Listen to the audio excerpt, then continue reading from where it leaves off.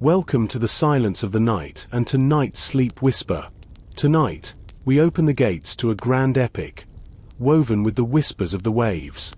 Following the trail of the Golden Compass, we embark on a 50-chapter odyssey into the heart of the ocean and the depths of ancient secrets. The Iron Whale. If you are ready, dim the lights, settle into your pillow, and take a deep breath. Together with Captain Thorne and Sarah, we are sailing into the peaceful waters of sleep. The sun was very hot in the city of Port Royale. Captain Thorne walked through the busy streets. He did not look at the fruit sellers or the beautiful silk clothes in the market. He had a heavy heart. He stopped in front of a very large building. It was made of white stone. This was the office of the Merchant King. Thorne entered the building. The air inside was cool and smelled of expensive perfume. He walked up the stairs. Two tall guards stood at the door of the main office. They looked at Thorne with cold eyes. They saw his old boots and his simple brown coat. They knew he was a pirate. One guard opened the heavy wooden door. The office was full of gold and silver. There were large paintings on the walls. A very fat man sat behind a big desk. This was the Merchant King. He wore many rings on his fingers. He did not look up from his papers for a long time. Thorne stood quietly. He felt the weight of his empty pockets. "You are late, Captain Thorne," the Merchant King said. His voice was low and dangerous. "The sea was rough, and my ship is slow." Thorne replied. He tried to sound brave. The Merchant King looked up. He smiled, but his eyes were not kind. "I do not care about the sea. I care about my money. You owe me 3,000 gold coins. You promised to pay me last month." Thorne took a step forward. "I had bad luck. The Navy took my cargo. I need more time." The Merchant King stood up. He walked to the window and looked at the many ships in the harbor. "Time is not free, Captain. My guards want to put you in prison. The prison is a very dark and cold place. You will never see the ocean again." Thorne felt a chill. He loved the sea. He could not live in a small cell. "Please," Thorne said, "give me one more chance. I am a good sailor. I can find a way to pay you." The Merchant King turned around. He reached into a drawer and pulled out a small piece of old paper. He put it on the desk. "This is a map. It shows the way to the abyss. There is a ship at the bottom of the sea there. It is full of ancient gold." Thorne looked at the map.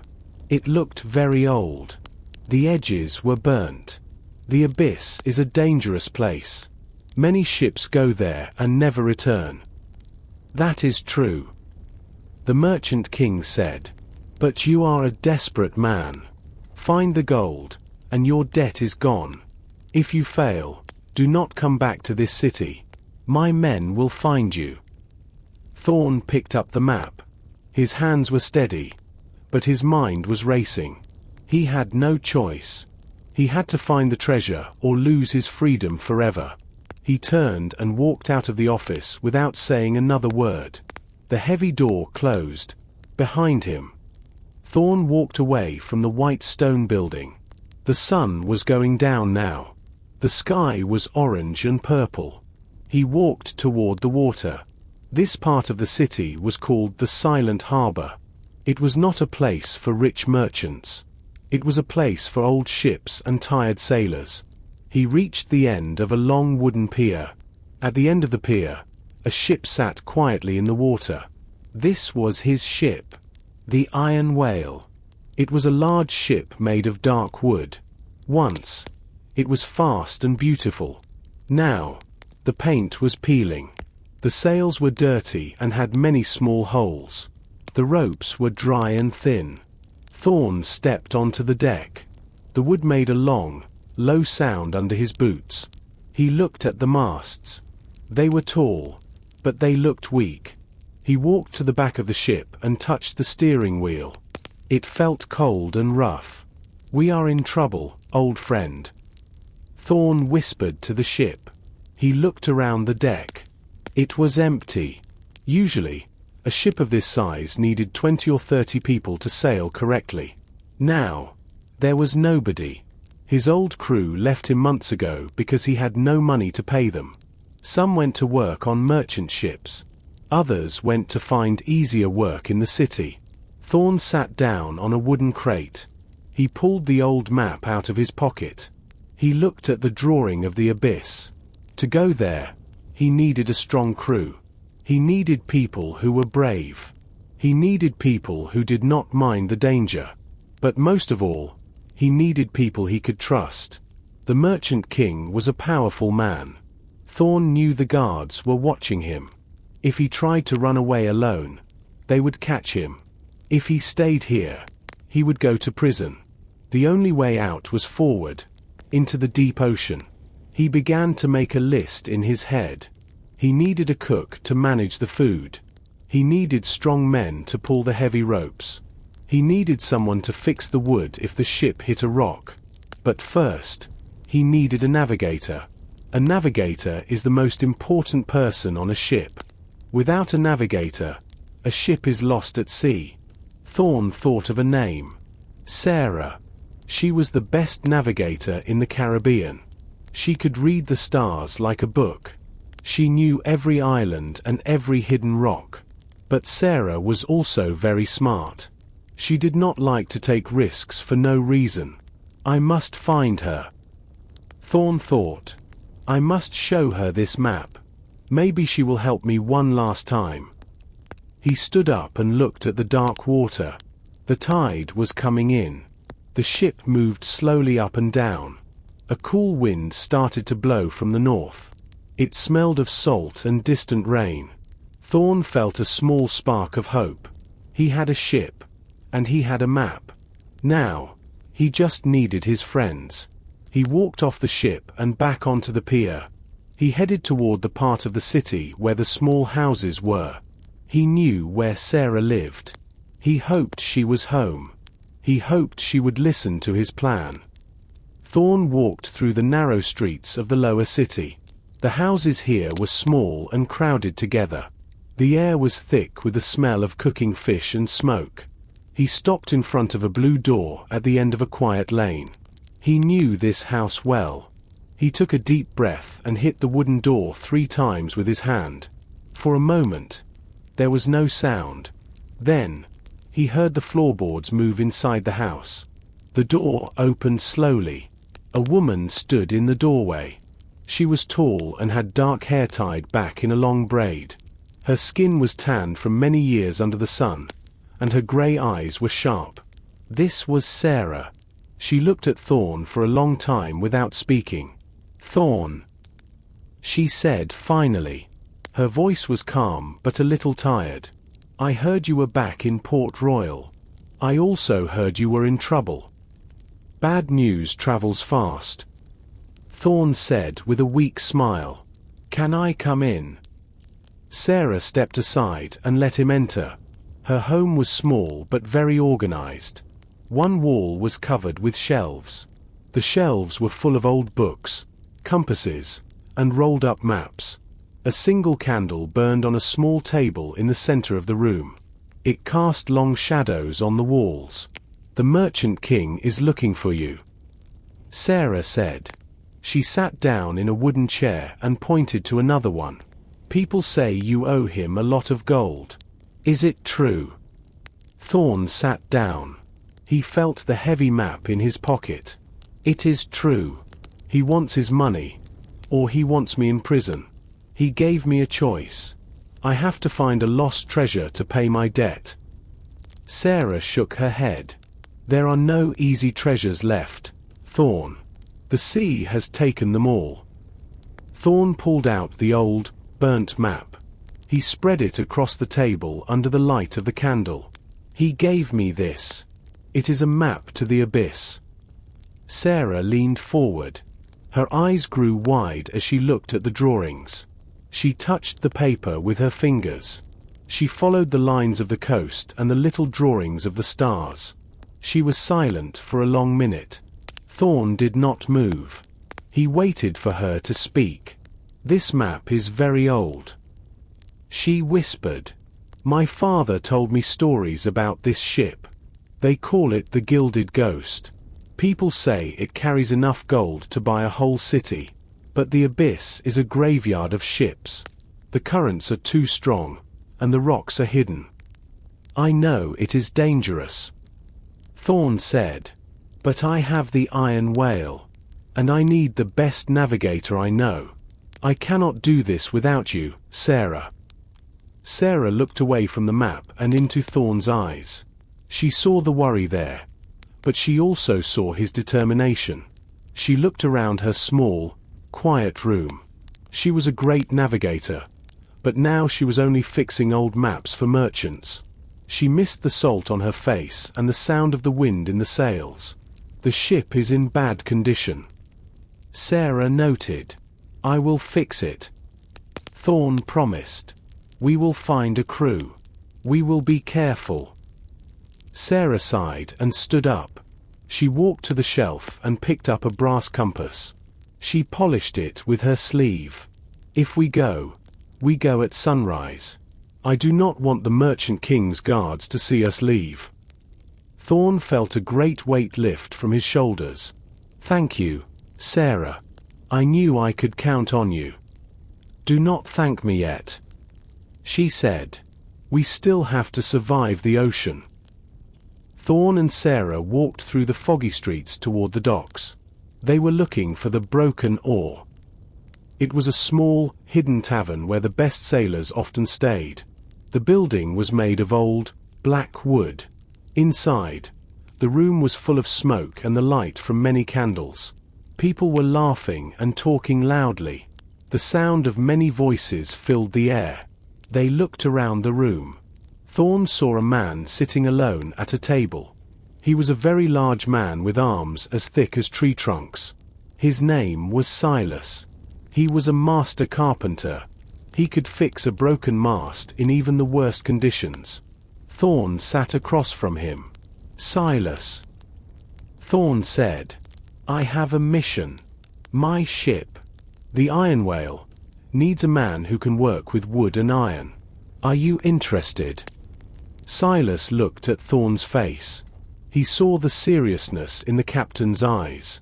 "I am tired of building houses for rich men," Silas said in a deep voice. "I miss the sound of the ocean against the wood. I will join you, Captain. When do we start?" "At sunrise," Thorne replied. "Be at the pier before the sun comes up. And do not bring a lot of bags." Next, Sarah led Thorne to a woman sitting by the fireplace. She was wearing a long leather coat and high boots. This was Maria. She was famous for her ability to climb the tallest masts even when the wind was very strong. She was checking a long piece of rope.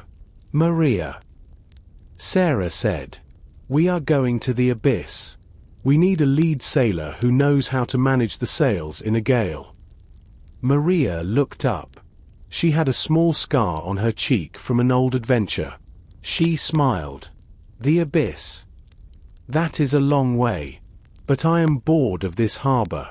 I have my own tools and my own spirit. I will be there." Thorne also found a cook named Ben.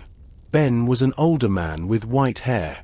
He had a kind face and knew how to make a good meal with very little food. Finally, they found two more sailors, Jack and Anne. They were both strong and had worked on many ships before. They were adults who wanted a better life. Thorne gathered the small group in a dark corner. "Listen carefully," he said in a low voice. "We are leaving secretly. The Merchant King has eyes and ears in every tavern. Do not speak about the gold. Do not speak about the ship. If the guards catch us, we will all be in chains. Go home, pack your bags, and meet us at the silent harbor." The sailors nodded. They were professionals.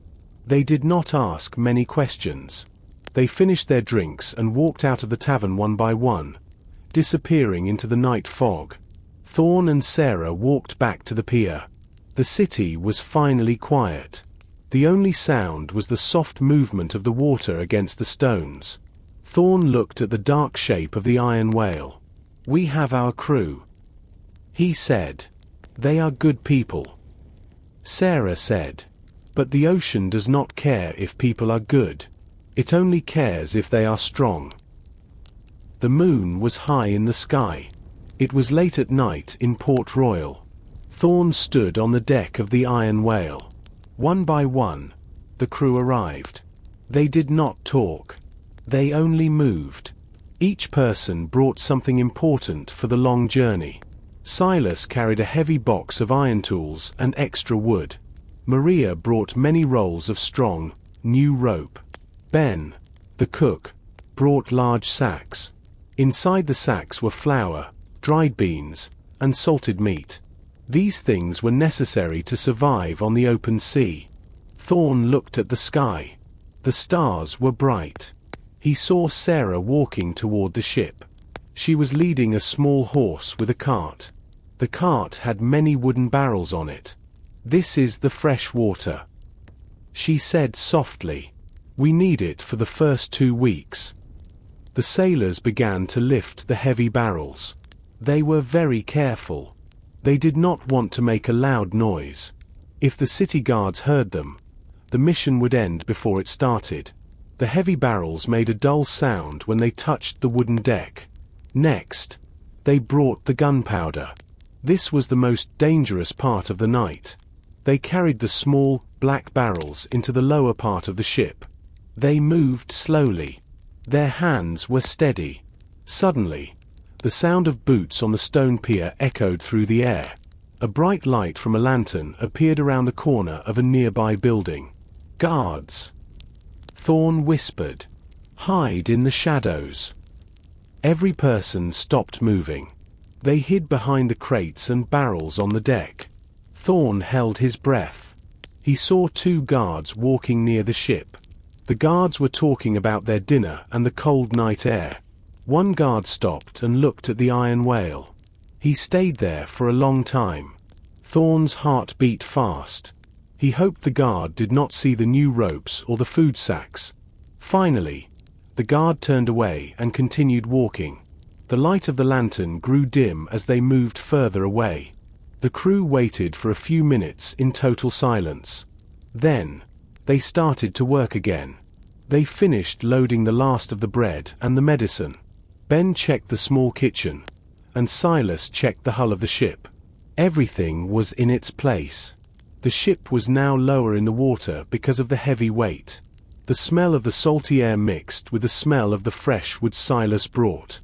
The ship felt alive again. Thorne felt the map in his pocket. He knew they were ready for the abyss. Thorne looked at the horizon. The dark sky was slowly turning a light blue. The night was almost over. "Go to your stations," Thorne told the crew. "We leave with the first light." They were tired, but they were also excited. They were no longer just people in a city. They were a crew of a pirate ship, and their adventure was about to begin. The sun began to rise over the hills of Port Royale. The sky was a mix of soft pink and bright gold. The morning was very quiet. A light mist covered the water of the harbor. Thorne stood on the deck and looked at his crew. They were all in their places. Everyone was ready to leave the world of men and enter the world of the sea. "Lift the anchor," Thorne said. His voice was firm. Silas and Jack went to the front of the ship. They grabbed the heavy iron handles of the machine. They began to turn it. The heavy metal chain made a slow, rhythmic sound as it came out of the water. It was hard work. The men moved their arms with great strength. Finally, the large anchor appeared. It was covered in green seaweed and mud. "The anchor is up, Captain," Silas shouted. Next, Maria ran to the tall mast. She climbed the rope ladder very fast. She was high above the deck. She untied the heavy white sails. The fabric fell down like a giant curtain. The The morning wind was small, but it was enough. The sails moved and became full of air. The ship began to move forward. The water made a soft, splashing sound against the side of the ship. The iron whale felt light and fast. They passed the last of the stone buildings. They passed the large navy ships that were still sleeping in the port. Thorne watched the city. He saw the white office of the merchant king high on the hill. He knew the guards would wake up soon. They would find the pier empty.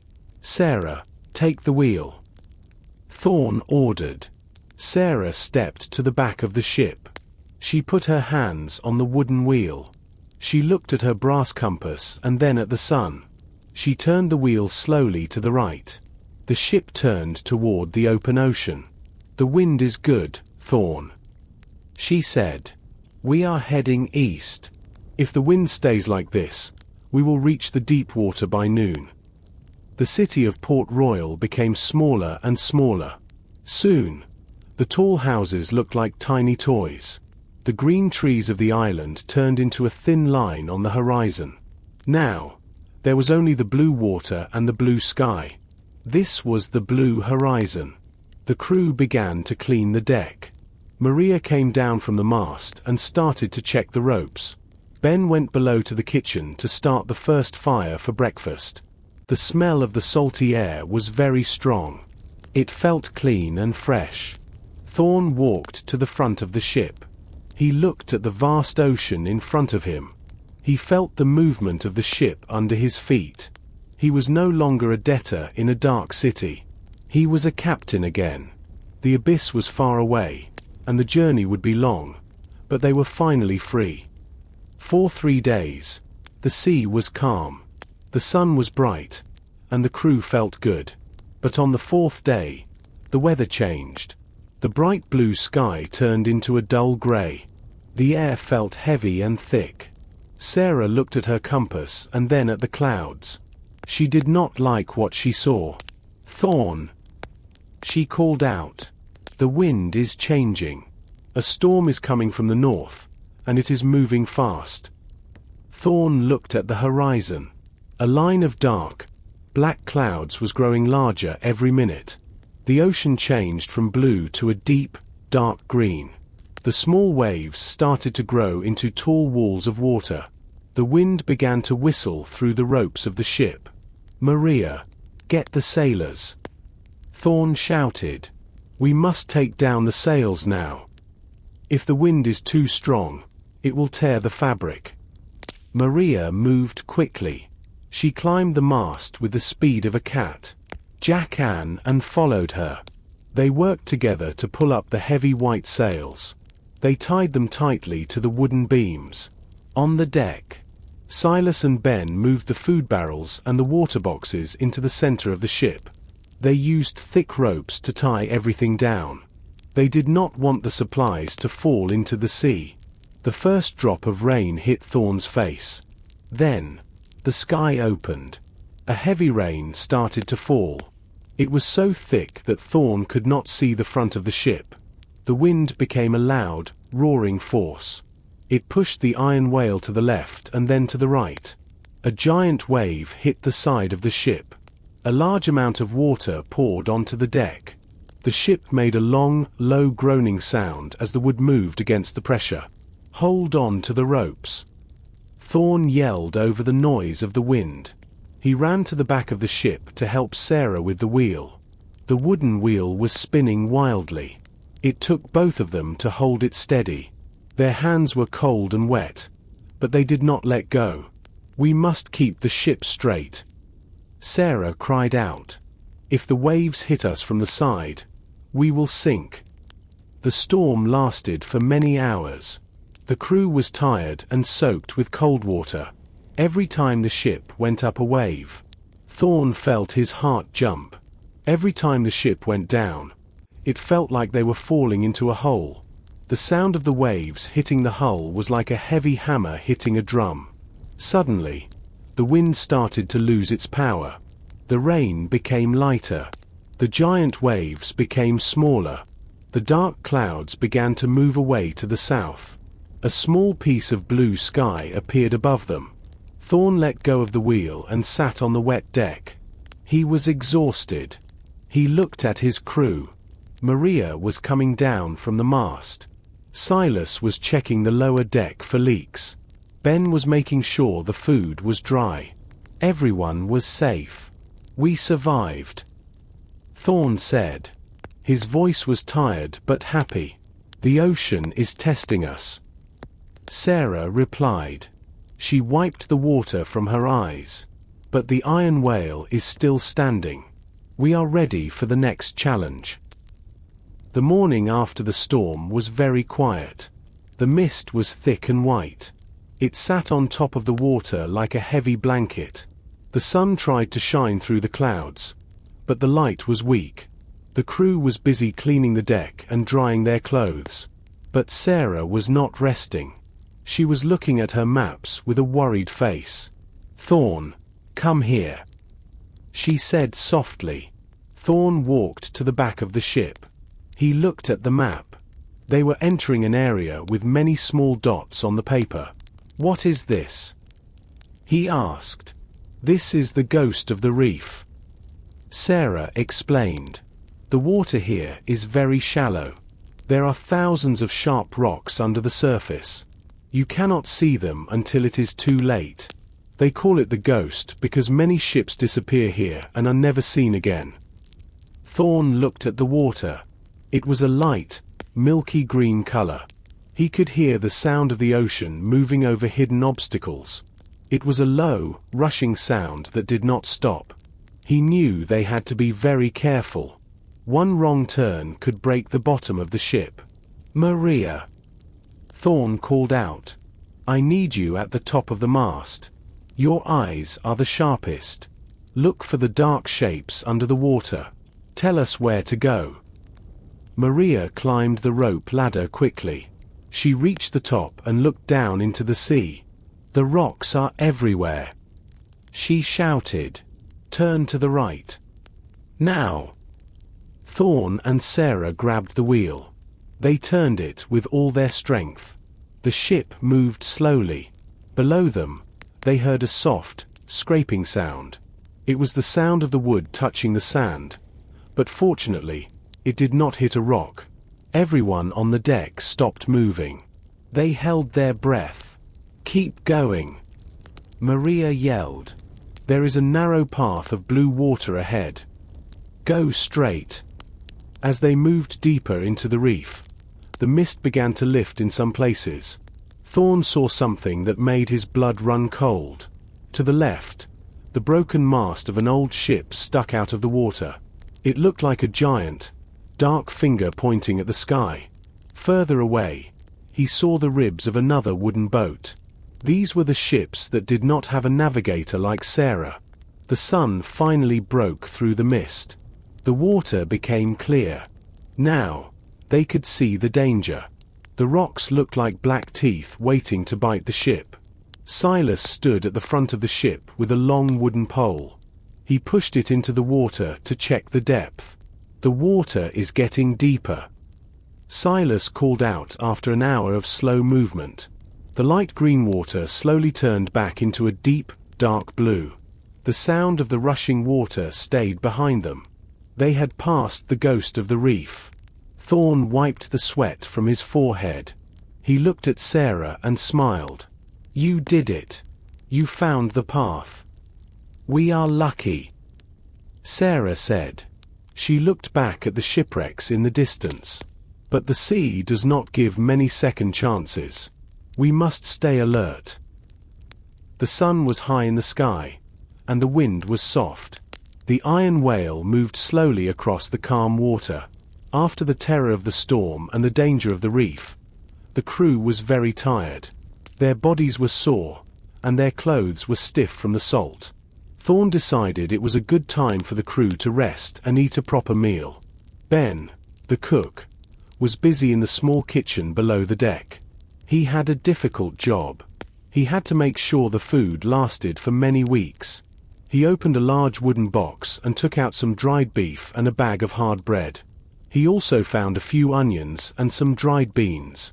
He put them all into a large metal pot with some water. "Lunch is ready," Ben called out a little later. The crew gathered on the deck. They sat in a circle on the warm wood. Ben gave each person a wooden bowl of hot stew and a piece of bread. The bread was very hard, so they dipped it into the stew to make it soft. They also received a small cup of fresh water. On a ship, water is more valuable than gold. They drank slowly, savoring every drop. "This is good, Ben," Silas said, wiping his mouth with his sleeve. "It is better than the dry fish we had yesterday. We must be careful with our supplies," Ben warned. "We have enough food for 1 month if we eat small portions. But if the journey takes longer, we will be hungry." The crew was silent for a moment. They all knew the risks. They talked about what they would do with their share of the gold. Maria leaned against the mast and looked at the horizon. "I want to buy a small house near the ocean," she said. "But not a house on a ship. A house with a garden and a strong roof that does not move when it rains." Silas laughed.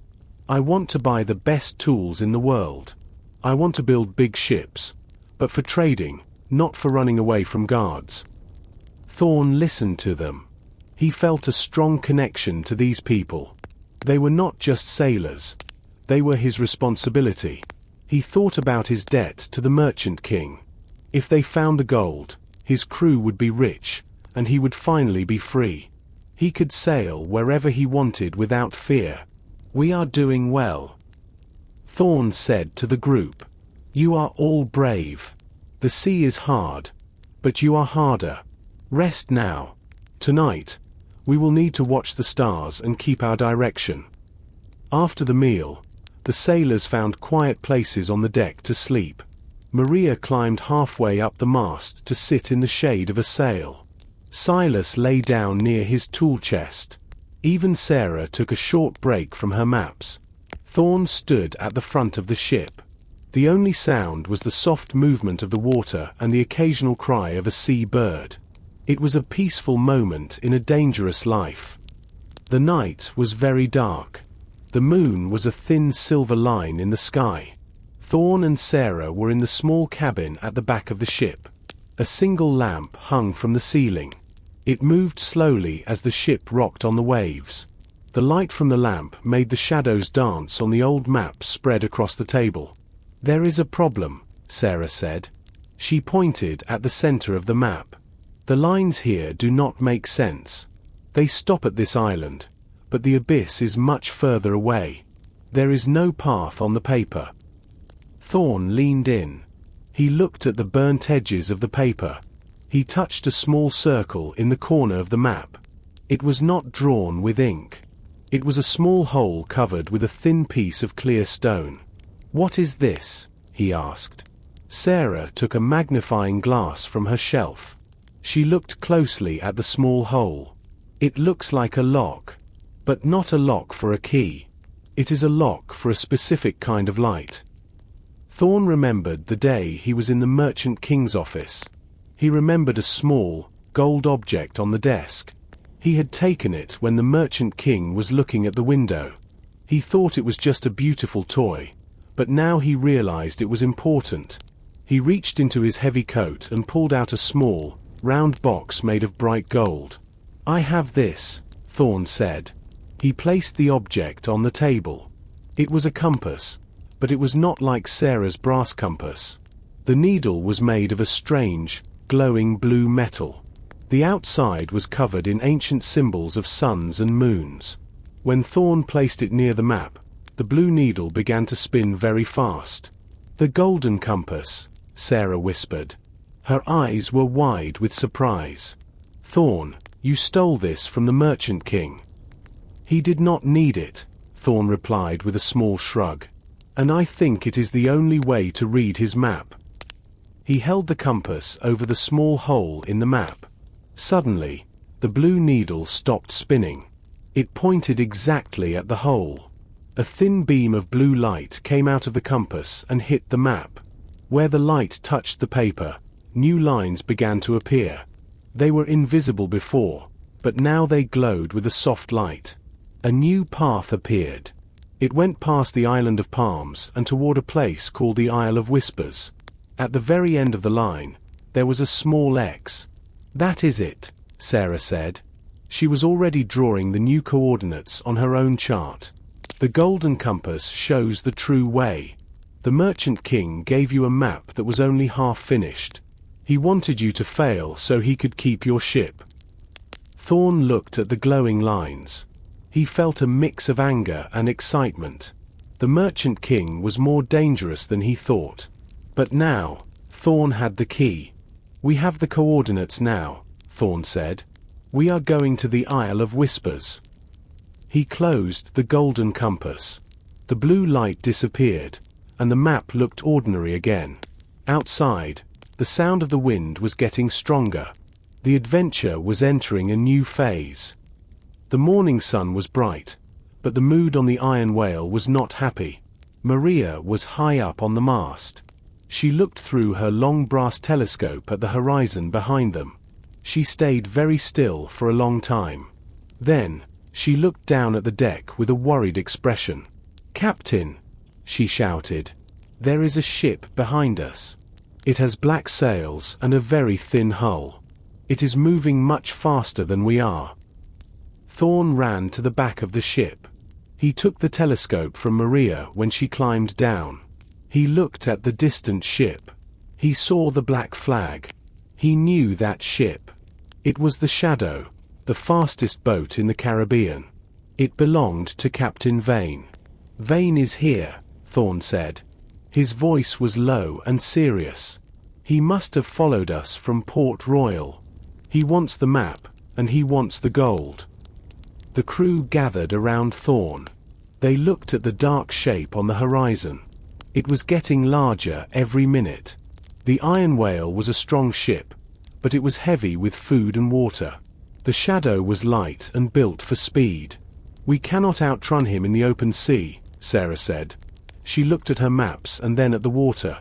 "He will reach us before the sun goes down. We need a plan." "Can we fight him?" Silas asked.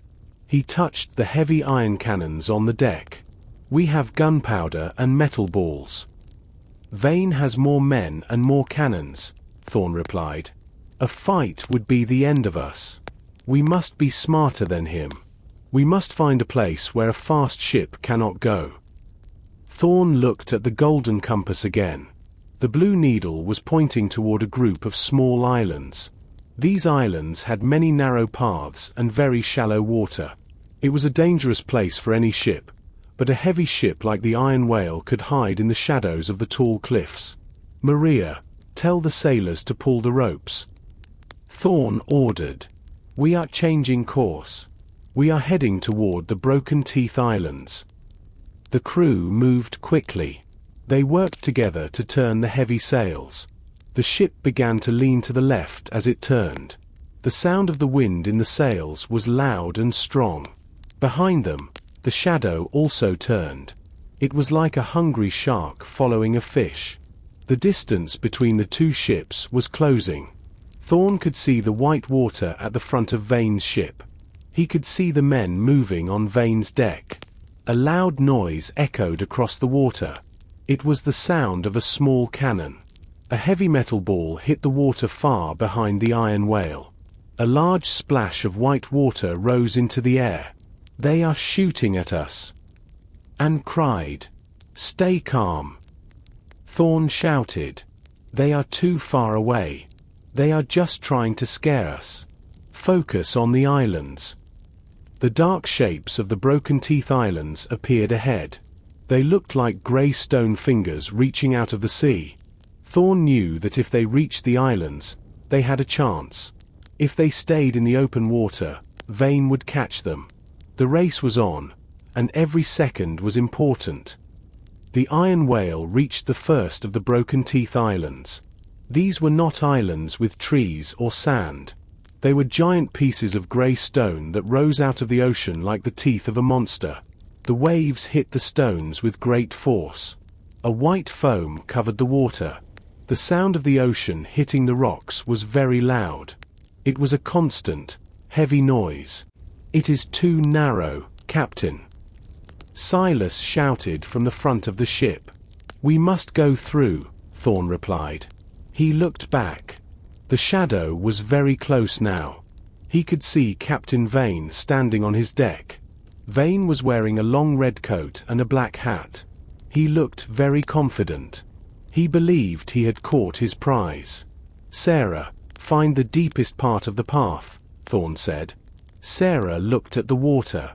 She could see the dark shadows of the rocks just below the surface. They were sharp and dangerous. "There, between those two tall pillars of stone," she pointed.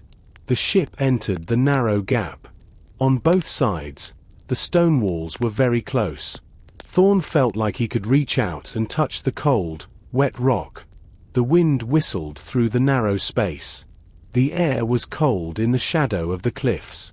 "Slow down," Sarah commanded. "The water is pulling us to the left." Maria and the other sailors worked the sails to catch less wind. The ship slowed down. Every person on the deck was silent. They were all watching the water. Suddenly, there was a heavy vibration. The whole ship shook. "Did we hit something?" and asked. Her voice was full of fear. "Just a small touch," Silas called out. He was looking over the side of the boat into the dark water. "The wood is strong. We are still moving. There is no hole in the ship." Behind them, the shadow was having a harder time. It was a longer ship. It needed more space to turn. Thorne saw Vane's men running on their deck. They were trying to keep their ship away from the stone walls. They were moving much slower now. "They are slowing down," Maria shouted from the mast. "The rocks are too dangerous for their long hull. They are afraid to break their ship." Thorne felt a moment of relief. But the passage was not finished. The path turned sharply to the right. "Turn the wheel now," Sarah yelled. Thorne and Sarah pushed the wooden wheel with all their strength. The ship made a long, groaning sound as it moved against the pressure of the water. They passed through the final gap. The space opened up into a small, hidden area surrounded by high cliffs. Thorne looked back. The shadow was stopped at the entrance of the rocks. Captain Vane was looking at them through his telescope. He was not shooting his cannons. He knew he could not follow them into this small space without hitting the rocks. "We are safe for now," Thorne said. He wiped the sweat from his forehead. "But we are also trapped," Sarah noted. She looked at the high walls of stone around them. "There is only one way out, and Vane is waiting there." Thorne looked at the dark water and the high cliffs. He needed to find a way to disappear. The sun was hidden behind the high walls of the cliffs. The air inside the small circle of rocks was cool and smelled of wet stone. The iron whale sat quietly on the dark water. Thorne looked at the entrance they just passed. He could see the black masts of the shadow through the gaps in the rocks. Vane was waiting like a cat in front of a mouse hole. "We cannot stay here," Sarah said softly. She was looking at the cliff walls with her sharp eyes. "The tide is coming in. When the water rises, the waves will push us against these rocks. We will be crushed." Thorne walked to the side of the ship. He looked at the base of the tallest cliff. He noticed something strange. There was a large area of dark shadow behind some long, hanging green vines. The water seemed to flow toward that shadow. "Silas, bring the long pole," Thorne called. The large carpenter ran to the front of the ship. He pushed the wooden pole deep into the water near the cliff wall. It did not hit a rock. He pushed it further into the dark shadow. The pole went in all the way. "Captain, there is a hole in the mountain," Silas shouted. "The water goes deep into the rock." Thorne looked at the vines. "That is not just a hole. It is a cave. Maria, get the lanterns ready. We are going inside." The crew was nervous. Entering a dark cave with a large ship was very dangerous. They used the small rowing boat to pull the iron whale forward. The sailors pulled the ropes with all their strength. Slowly, the front of the ship pushed through the thick green vines. The light of the sun disappeared. Suddenly, they were in a world of total darkness. The only light came from the small lanterns on the deck. The yellow light reflected off the wet walls of the cave. The ceiling was very high, but the sides were narrow. The sound of the water changed. Outside, the ocean was loud and angry. Inside the cave, the water made a soft, echoing sound as it hit the stone walls. It sounded like thousands of tiny hammers tapping on glass. Every word the crew spoke echoed many times. "Stop here," Thorne whispered. The ship was now completely hidden. From the outside, anyone looking at the cliff would only see green vines and grey stone. They would never know a pirate ship was resting inside the mountain. "Look at the walls," Sarah whispered. She held her lantern high. The walls of the cave were not plain stone. They were covered in strange, glowing mushrooms. They gave off a very weak blue light. It was a beautiful and ghostly sight. The water inside the cave was as clear as a mirror. They could see fish swimming deep below the ship. "We are safe from Vane," Maria said. She sat down on the deck. She was finally breathing normally. "Yes," Thorne agreed. "He will look for us along the coast, but he will not find us here. We will wait for the night. When it is dark, we will find a way to leave this place and continue our journey to the Isle of Whispers." The crew started to relax, but Thorne stayed alert. He knew that caves often held their own secrets. The blue light from the glowing mushrooms made the deck of the Iron Whale look like it was under a ghost spell. The crew was resting. Some sailors were sleeping near the front of the ship, while Silas was checking the wood for any small cracks. The only sound was the slow drip of water from the ceiling of the cave. The water hit the surface of the lake with a soft, repeating sound. Sarah walked quietly toward Thorne. Her face was very pale in the blue light. She held a small piece of crumpled paper in her hand. She did not speak until she was very close to him. "Thorne, I found this near the supply barrels," she whispered. Her voice was full of worry. Thorne took the paper. It was dry and a little dirty. He opened it carefully. The paper made a light, rustling sound in the silence of the cave. He held his lantern close to read the words. The writing was small and hurried. "To the Merchant King's men," the note began. "The captain has the golden compass. We are heading to the Isle of Whispers. Look for a signal fire on the next dark night. I will help you find the ship." Thorne felt a cold sensation in his chest. He read the words again. His heart began to beat faster. He looked at the sailors resting on the deck. He saw Maria cleaning her boots. He saw Ben the cook leaning against a barrel. He saw Jack and talking in low voices. "One of them is a traitor," Thorne said. His voice was a very low growl. "Someone is telling the Merchant King our every move," Sarah said. "That is how Vane found us so quickly. Someone on this ship is sending messages." Thorne looked at the note again. There was no name at the bottom. The handwriting was not familiar to him. He felt a deep sense of anger. He had chosen these people. He had promised them a better life. Now, one of them was planning to give him to the guards and steal the gold. "Do we tell the crew?" Sarah asked. She looked at her sharp knife on her belt. "No," Thorne replied. He folded the paper and put it in his pocket. "If we tell them, the traitor will become careful. We must watch them. We must see who moves in the middle of the night. We must see who tries to leave the ship when we reach the next island." Thorne felt a heavy weight on his shoulders. The ocean was dangerous, and Captain Vane was a monster, but a traitor inside the ship was the worst danger of all. Trust was the only thing that kept a crew together. Without trust, a A ship was just a piece of floating wood. He looked at the dark exit of the cave. The night was coming. Soon, they would have to leave this hidden place. "Keep your eyes open, Sarah," Thorne said. "Do not trust anyone tonight. Not even the ones we have known for years." Sarah nodded. She walked back to the wheel. Thorne stood in the shadows, watching his crew. He wondered which of his friends was actually his enemy.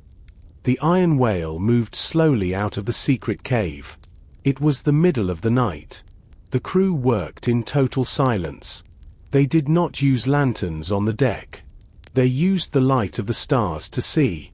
Thorne stood at the front. He looked at the open water. Captain Vane's ship, the Shadow, was gone.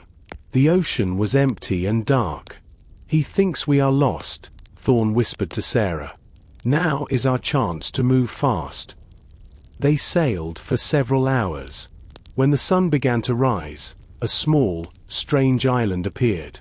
It was not green like the other islands. It was bright white. As they got closer, Thorne realized why. The island was made of black rocks, but every inch of the stone was covered by thousands of white birds. The air was filled with the sound of thousands of wings beating against the air. The birds made a constant, loud crying noise that echoed across the water. The smell of the island was very strong and salty. "The map says the marker is here," Sarah said. She looked at the golden compass. The blue needle was pointing toward the highest rock on the island. "We must go to the top." Thorne, Sarah, Silas, and Maria took the small rowing boat to the shore. The birds did not fly away. They watched the humans with small, dark eyes. Thorne felt uneasy. He remembered the note in his pocket. He watched Silas and Maria carefully. Silas was carrying a heavy hammer. Maria was looking at the birds.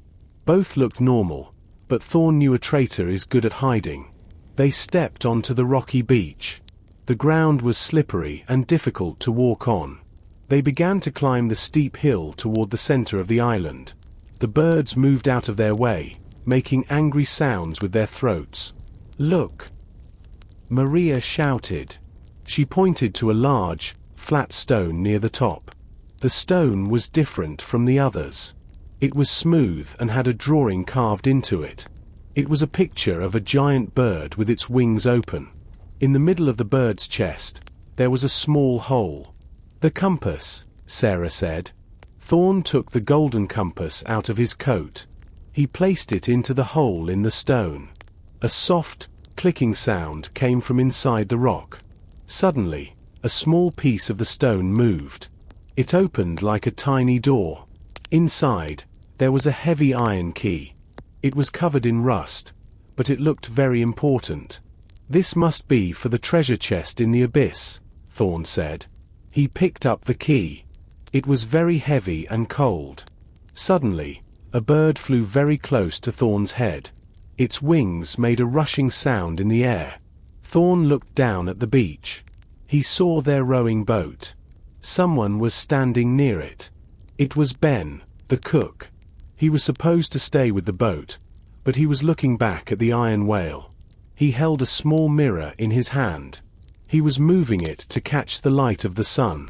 He is sending a signal. Thorne realized. Thorne ran down the hill. He did not care about the birds now. He had to stop Ben before the Merchant King's men saw the light. Thorne reached the beach in a few seconds. His boots made a sharp, clicking noise on the hard black rocks. Ben turned around quickly. He looked surprised and his face was very red. He tried to hide the small mirror in his heavy apron, but Thorne was too fast.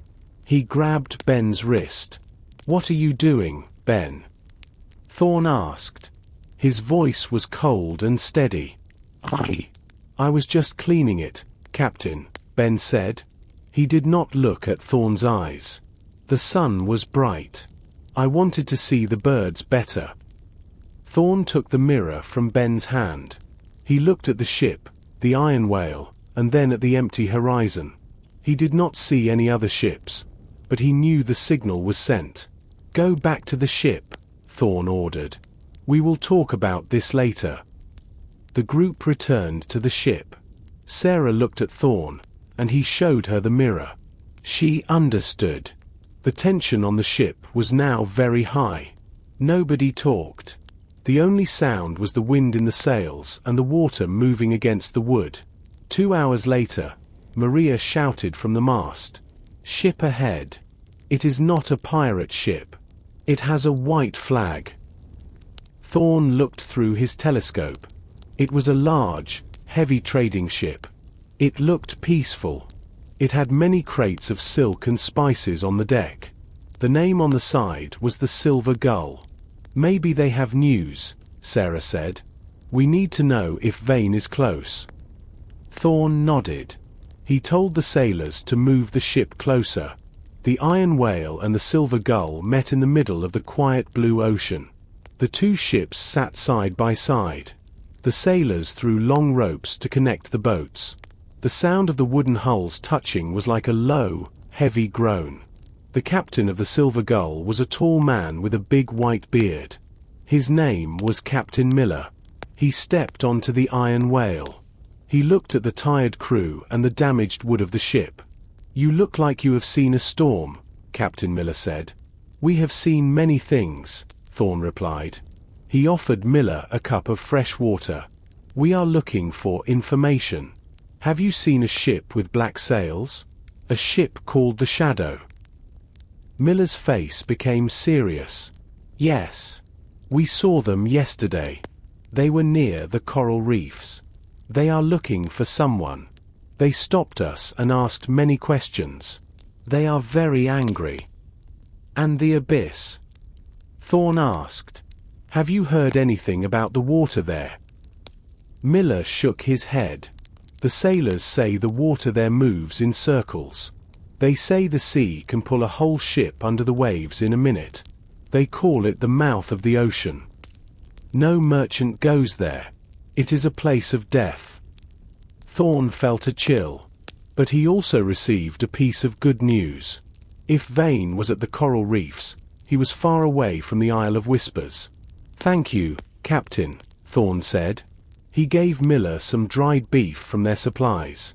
In return, Miller gave Thorne a small bag of fresh oranges. As the Silver Gull sailed away, Thorne looked at his crew. Ben was in the kitchen, but the other sailors were watching the horizon.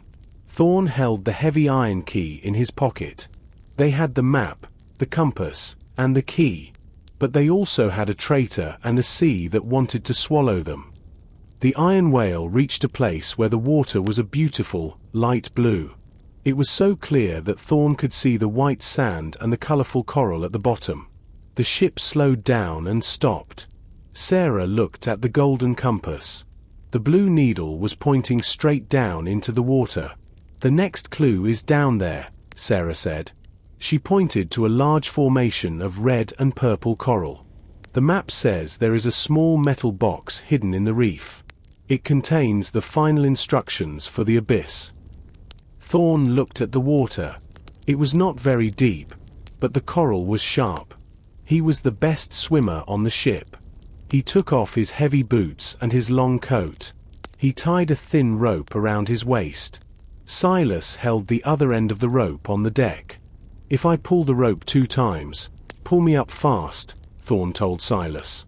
Thorne took a deep breath and jumped into the water. The water was warm and salty. He opened his eyes. Everything was bright and beautiful. There were yellow fish with blue stripes and small silver fish that moved like a cloud. He swam toward the red coral. He saw many beautiful shapes, but he was looking for something that did not belong in nature. He swam deeper. His lungs began to feel tight, but he did not stop. Finally, he saw it. A small, grey metal box was stuck between 2 large pieces of stone. It was covered in green seaweed and small shells. Thorne reached out his hand. He tried to pull the box, but it was stuck. He used his strong fingers to move the sand and the small rocks. He pulled again. The box did not move. He was running out of air. He needed to go back to the surface. Suddenly, he saw a dark shadow moving in the distance. It was a large shark.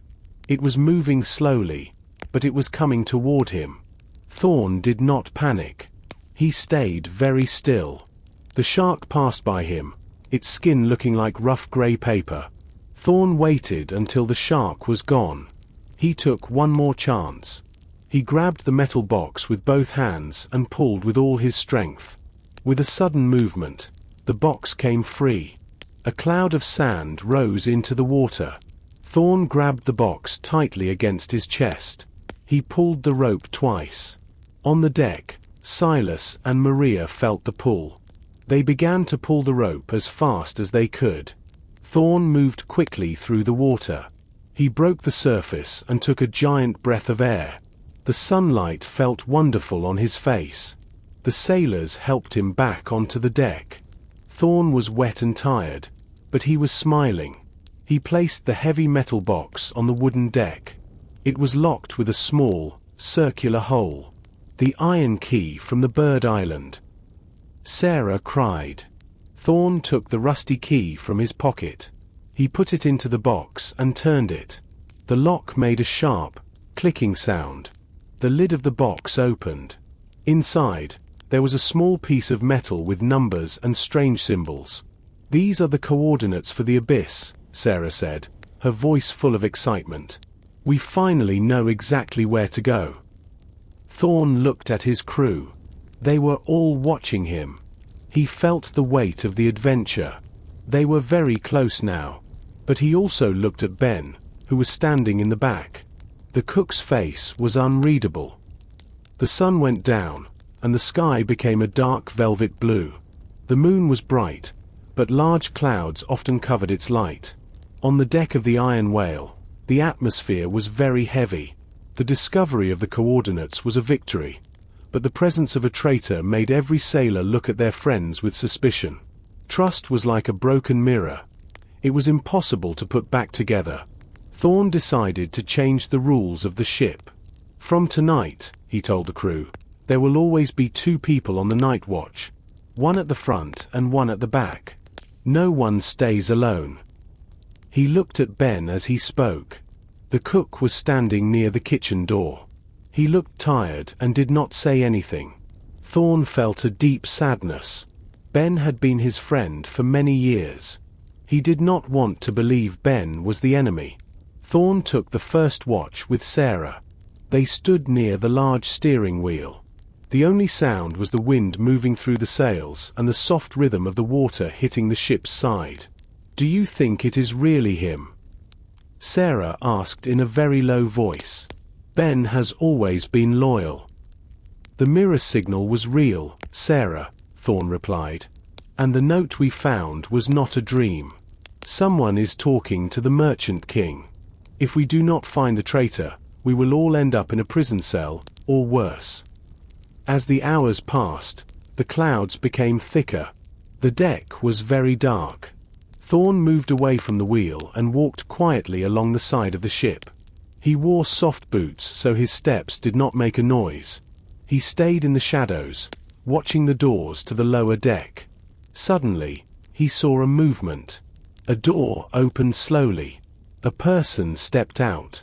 The person was wearing a dark cloak and moving very carefully. They did not have a lantern. They walked toward the side of the ship near the supply barrels. Thorne held his breath. He reached for his belt, but he did not pull out his sword. He wanted to see what the person was doing. The figure reached into a pocket and pulled out a small, heavy object. It looked like a stone with a piece of paper tied to it. The person raised their arm to throw the object into the sea. "Stop!" Thorne shouted. His voice was like a crack of thunder in the quiet night. The person jumped in fear. The object fell onto the wooden deck. Thorne ran forward and grabbed the person's shoulder. He turned them around to see their face. It was not Ben. It was Jack, one of the sailors they hired at the Broken Oar Tavern. Jack's eyes were wide with terror. He tried to run, but Silas appeared from the shadows and blocked his path. "Jack?" Thorne asked, surprised.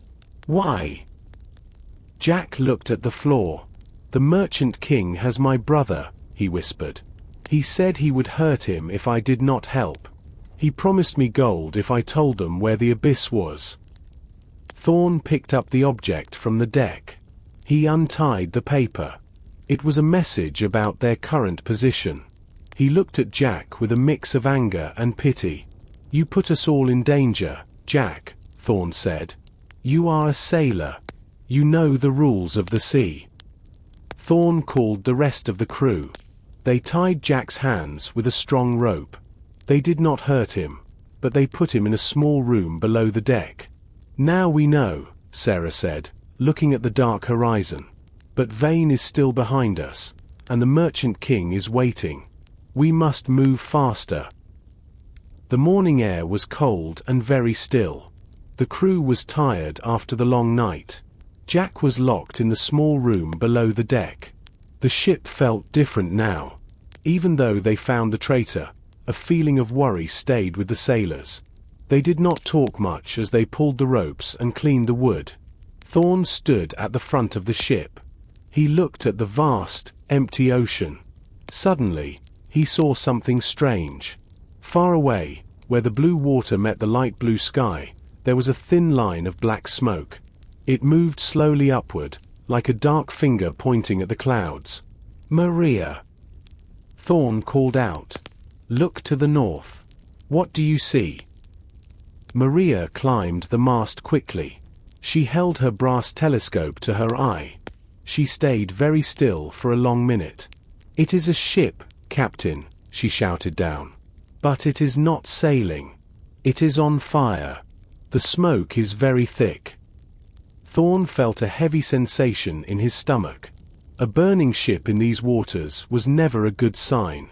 It could be a merchant ship attacked by pirates, or it could be a trap set by Captain Vane. Should we help them? Silas asked. He was standing near Thorne, holding a heavy rope. "If there are survivors, they will die in the heat or the water." Thorne looked at Sarah. She was checking the golden compass. "The abyss is in that direction," she said. "We have to pass near that ship to reach our goal. But we must be very careful. Vane is a clever man. He knows we are kind enough to help." "Prepare the cannons," Thorne ordered. "But do not load them yet. We will approach slowly. Maria, stay at the top. Tell me if you see any other sails in the distance." As the iron whale moved closer, the smell of burning wood and cloth reached them. The air became hazy with grey smoke. The burning ship was a medium-sized merchant boat. Its masts were broken and lay in the water. The orange flames were eating the wooden hull. A loud cracking sound came from the burning wood, and pieces of the ship fell into the sea. Thorne looked for a name on the side of the boat, but the fire was too strong. "Is there anyone on the deck?" he yelled. "I see no one." Maria replied. "The deck is empty. There are no rowing boats in the water. It looks like the crew escaped, or were taken." Suddenly, the wind changed. The thick smoke blew across the iron whale, making the sailors cough. For a moment, they could see nothing but grey fog. Thorne felt a sudden chill. This was the perfect moment for an attack. "Turn the ship!" Thorne shouted. "Move us away from the smoke!" As the ship turned, the smoke cleared for a second. Thorne saw a flash of light from a distant cliff. It was a signal. He realized then that the burning ship was a beacon. It was a light to show someone exactly where they were. "It is a trap!" Sarah cried out. "Look behind the rocks." A dark shape began to move from behind a large island. It was not Captain Vane. It was a large, heavy warship with the golden flag of the Merchant King. The hunt was no longer just a pirate chase. The king's army had arrived. The large warship was called the Dominion. It was twice the size of the iron whale. Its white sails were perfect, and its dark hull was full of heavy cannons. Thorne saw the soldiers on the deck. They wore bright blue coats and carried long rifles. The Merchant King was serious. He did not send pirates this time. He sent his best men. They are preparing the cannons. Maria shouted from above. Thorne looked at Sarah. We cannot fight that ship, and we cannot hide anymore. We need the final path to the abyss. Is the map ready? Not yet. Sarah cried. The coordinates from the metal box are strange. They are just a list of numbers. I do not know where to put them on the map. Thorne grabbed the metal plate from the underwater box and the golden compass. He ran into the cabin with Sarah. He spread the old map on the table. The blue light from the compass was still glowing. Thorne took the metal plate. He noticed that the plate had many small, square holes in it. Look. Thorne said. The plate is a filter. He placed the metal plate over the map. At first, the holes showed nothing but empty ocean. Then, Thorne turned the plate slowly to the right. Suddenly, the numbers on the plate aligned with the stars drawn on the map. Wait. Sarah whispered. She took the golden compass and placed it on top of the plate. The blue needle began to glow very brightly. The light passed through the holes in the plate and hit the paper. Under the blue light, the map changed again. New lines appeared. These were not just paths. They were instructions about the tides and the wind. The numbers from the box told them exactly what time of day they had to enter the abyss. The entrance is not a place. Sarah realized. Her eyes were wide with wonder. It is a moment. We have to be at the eye of the ocean when the sun is exactly above the mast. If we are early or late, the rocks will destroy us. Where is the eye of the ocean? Thorne asked. Sarah pointed to a spot on the map where 3 currents met. It is only 5 miles from here. But we must move now. The sun is almost at its highest point. A loud explosion shook the air. The Dominion had fired its first cannon. A heavy metal ball flew over the iron whale and hit the water on the other side. A giant splash of water soaked the deck. They are finding their range. Thorne yelled. He ran out of the cabin. Silas. Maria. Full sails. We are heading for the eye of the ocean. The crew worked with desperate speed. They knew this was their last chance. The iron whale turned away from the warship and toward the open sea. Behind them, the Dominion turned as well. The chase was more dangerous than ever. The warship was fast, but Thorne had something they did not have. He had the complete map. We are going into the abyss. Thorne shouted to his crew. Hold on to everything. The sun reached the highest point in the sky, but the light did not stay. Suddenly, the air became very cold. A massive wall of black clouds moved across the horizon. It was not a normal storm.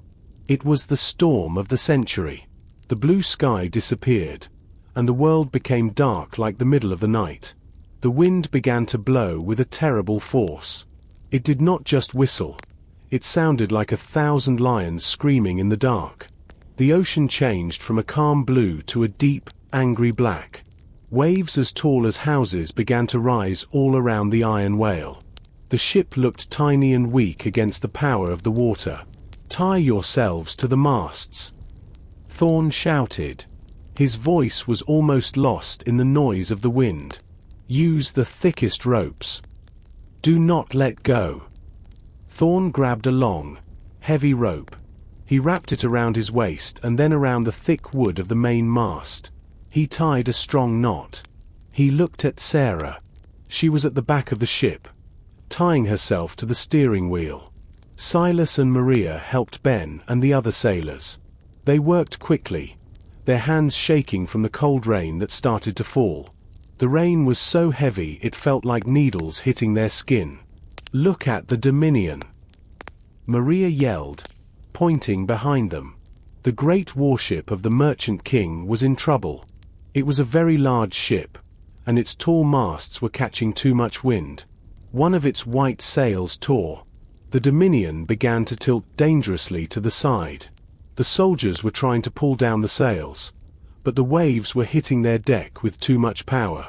The warship began to move away, trying to escape the center of the storm. "They are turning back," Silas cried. "They cannot follow us." But Thorne had no time to celebrate. A giant wave, higher than the ship's mast, was coming toward them. It looked like a wall of dark glass. The iron whale began to climb the wave. The ship went higher and higher until it was almost vertical. Then, it reached the top and fell.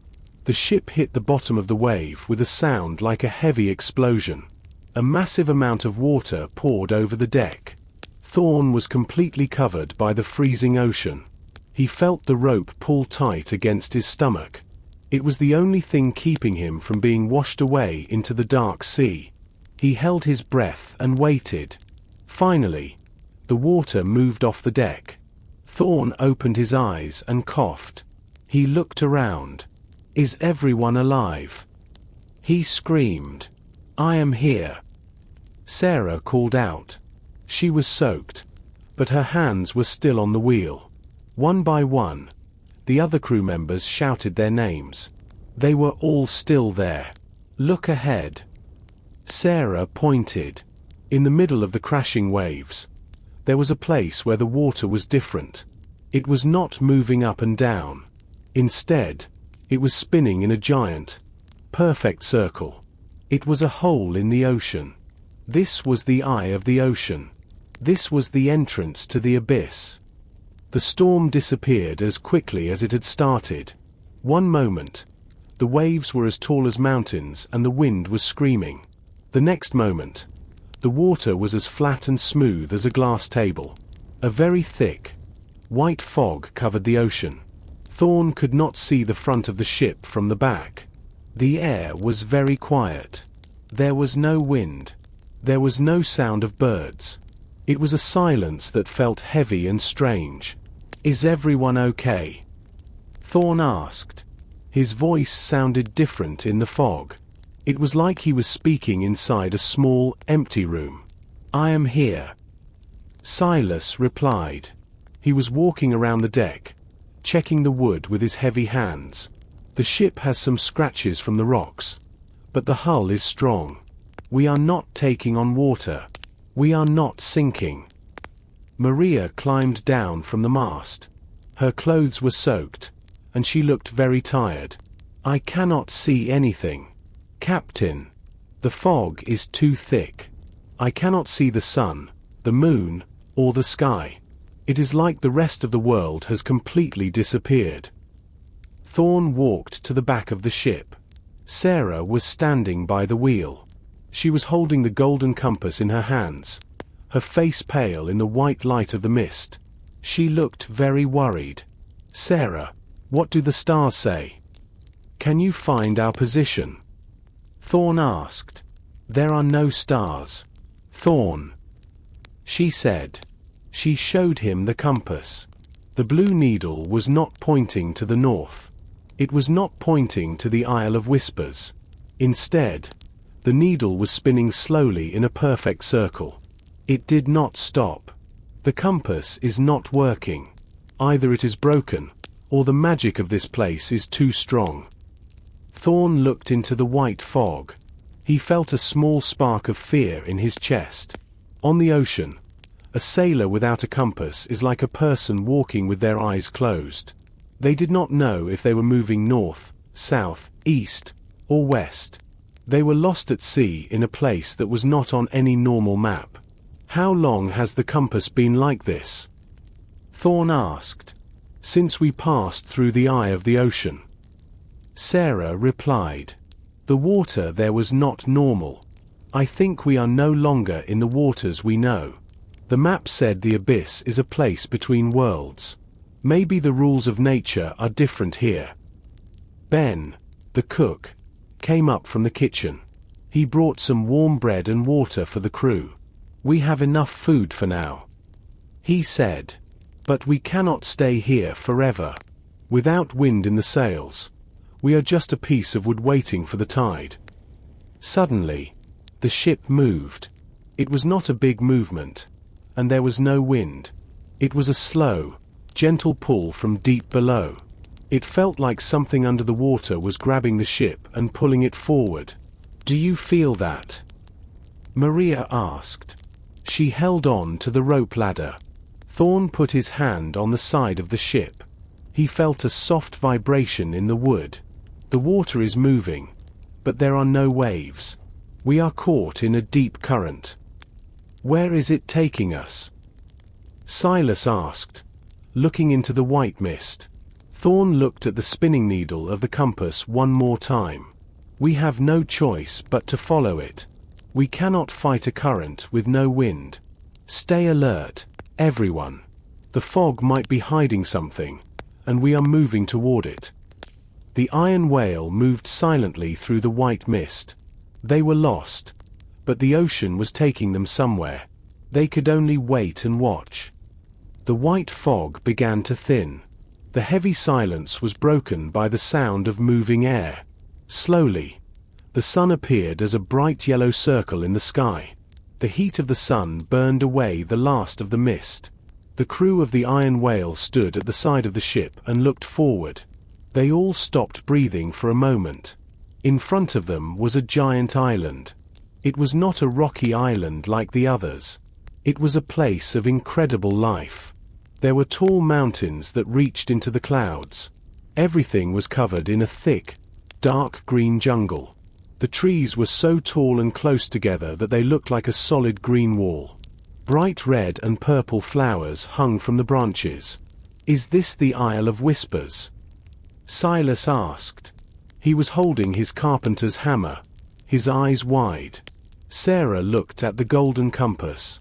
The blue needle had stopped spinning. It was now pointing directly at the center of the jungle. "The compass is working again," she said. "This is the place. We have passed through the eye of the ocean and reached the heart of the abyss." The ship continued to move. The deep current was taking them toward a beautiful beach. The sand was not white. It was a pale pink color. The water near the shore was very clear. Thorne could see giant seashells and green plants moving under the waves. "Look at the birds," Maria shouted. Large birds with feathers of every color, blue, orange, and green, flew over the ship. They did not make the angry cries of the birds on the rocky island. These birds sounded like they were singing a beautiful, complex song. The air smelled sweet. It was the smell of fruit and fresh rain. "Drop the anchor," Thorne ordered. Silas and the other sailors turned the heavy iron wheel. The anchor fell into the water. The ship stopped moving about 50 meters from the pink sand. The iron whale looked strange and dark against the bright colors of the island. "We need food and water," Ben the cook said. He looked at the tall trees. "And I see fruit up there that I have never seen before. It might be good to eat." Thorne looked at the jungle. It was beautiful, but it was also very dense. He knew that secrets were often hidden under many leaves. He thought about the Merchant King and Captain Vane. They were far away, but Thorne still felt the need to be careful. "We will go in a small group," Thorne decided. "Sarah, Silas, and I will go to the beach. Maria, you stay on the ship with the others. Keep the cannons ready. If you see anything moving in the trees that looks dangerous, give us a signal." "What about Jack?" Sarah whispered, referring to the prisoner below. "Keep him locked up," Thorne said. "We cannot trust him yet." Thorne went to his cabin and took his sword and the golden compass. He felt a mix of excitement and worry. They had finally reached the island on the map. The gold was somewhere inside that green world. But he knew that the abyss did not give its treasures away for free. They lowered the small rowing boat into the calm water. Thorne, Sarah, and Silas began to row toward the pink sand. The adventure on land was about to begin. The small boat hit the pink sand with a soft sound. Thorne jumped into the shallow water. It felt like warm tea against his legs. He grabbed the side of the boat and helped Sarah and Silas pull it higher onto the beach. They did not want the tide to take the boat away. The sand was very strange. It was made of millions of tiny, crushed red shells. It felt soft and hot under their feet. Thorne looked back at the iron whale. The ship looked very small against the blue ocean. He saw Maria on the deck. She raised her hand to say goodbye. Thorne felt a moment of worry. He was leaving his ship and the rest of his crew. But he had to find the treasure to save his freedom. "It is very quiet here," Silas whispered. He was holding his heavy tool bag and a large hammer. "The jungle is watching us." The edge of the jungle was like a wall of green. Giant leaves, as big as doors, hung from the trees. There were thick vines that looked like resting snakes hanging from the branches. Sarah pulled out the golden compass. The blue needle was very bright now. It was pointing directly at a group of tall, yellow flowers that grew near the trees. "This way," Sarah said. She stepped onto the grass. As soon as they entered the trees, the temperature changed. It was very humid, and they began to sweat. The air was heavy with the smell of sweet fruit and old, wet earth. They could hear the sound of large insects moving in the leaves. It was a constant, low buzzing sound that did not stop. Thorne used his sword to cut away some long vines that blocked their way. He was careful not to touch the bright flowers. He knew that in a place like this, beauty could be dangerous. After walking for 10 minutes, Silas stopped. "Look at the ground," he said. Under the thick layers of dead leaves and green moss, there was something hard. Thorne used his boot to move the dirt. He saw a flat, grey stone. Then he saw another one next to it. It was a road. It was very old, and the stones were cracked by the roots of the trees, but it was definitely made by people a long time ago. "This is the path," Sarah said.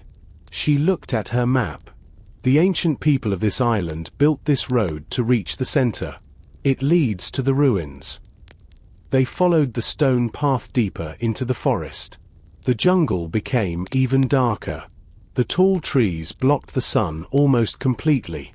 They had to use a lantern to see the ground clearly. Suddenly, the path opened into a small circle of grass. In the middle of the circle, there was a tall stone pillar.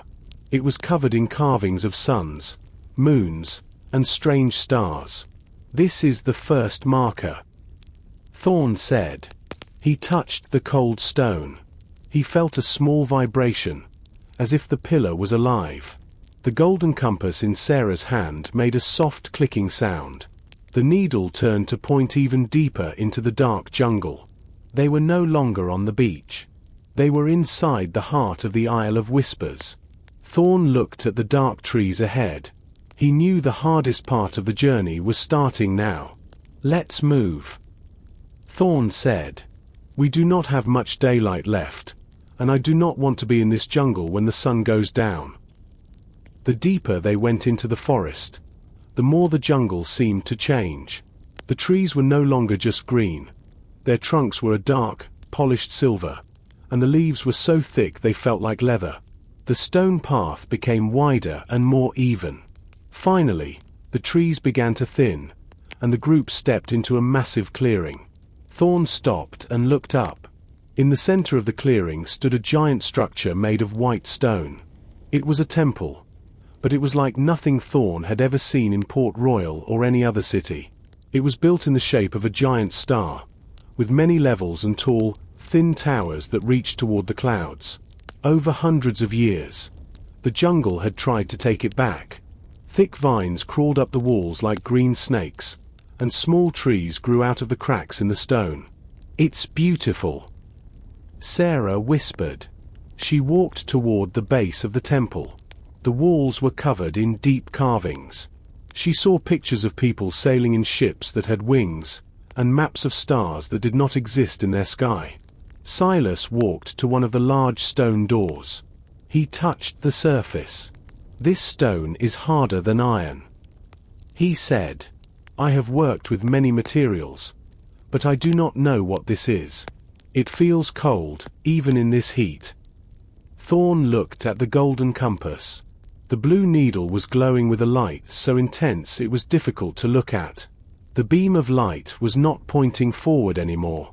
It was pointing directly at a small, circular indentation in the center of the main door.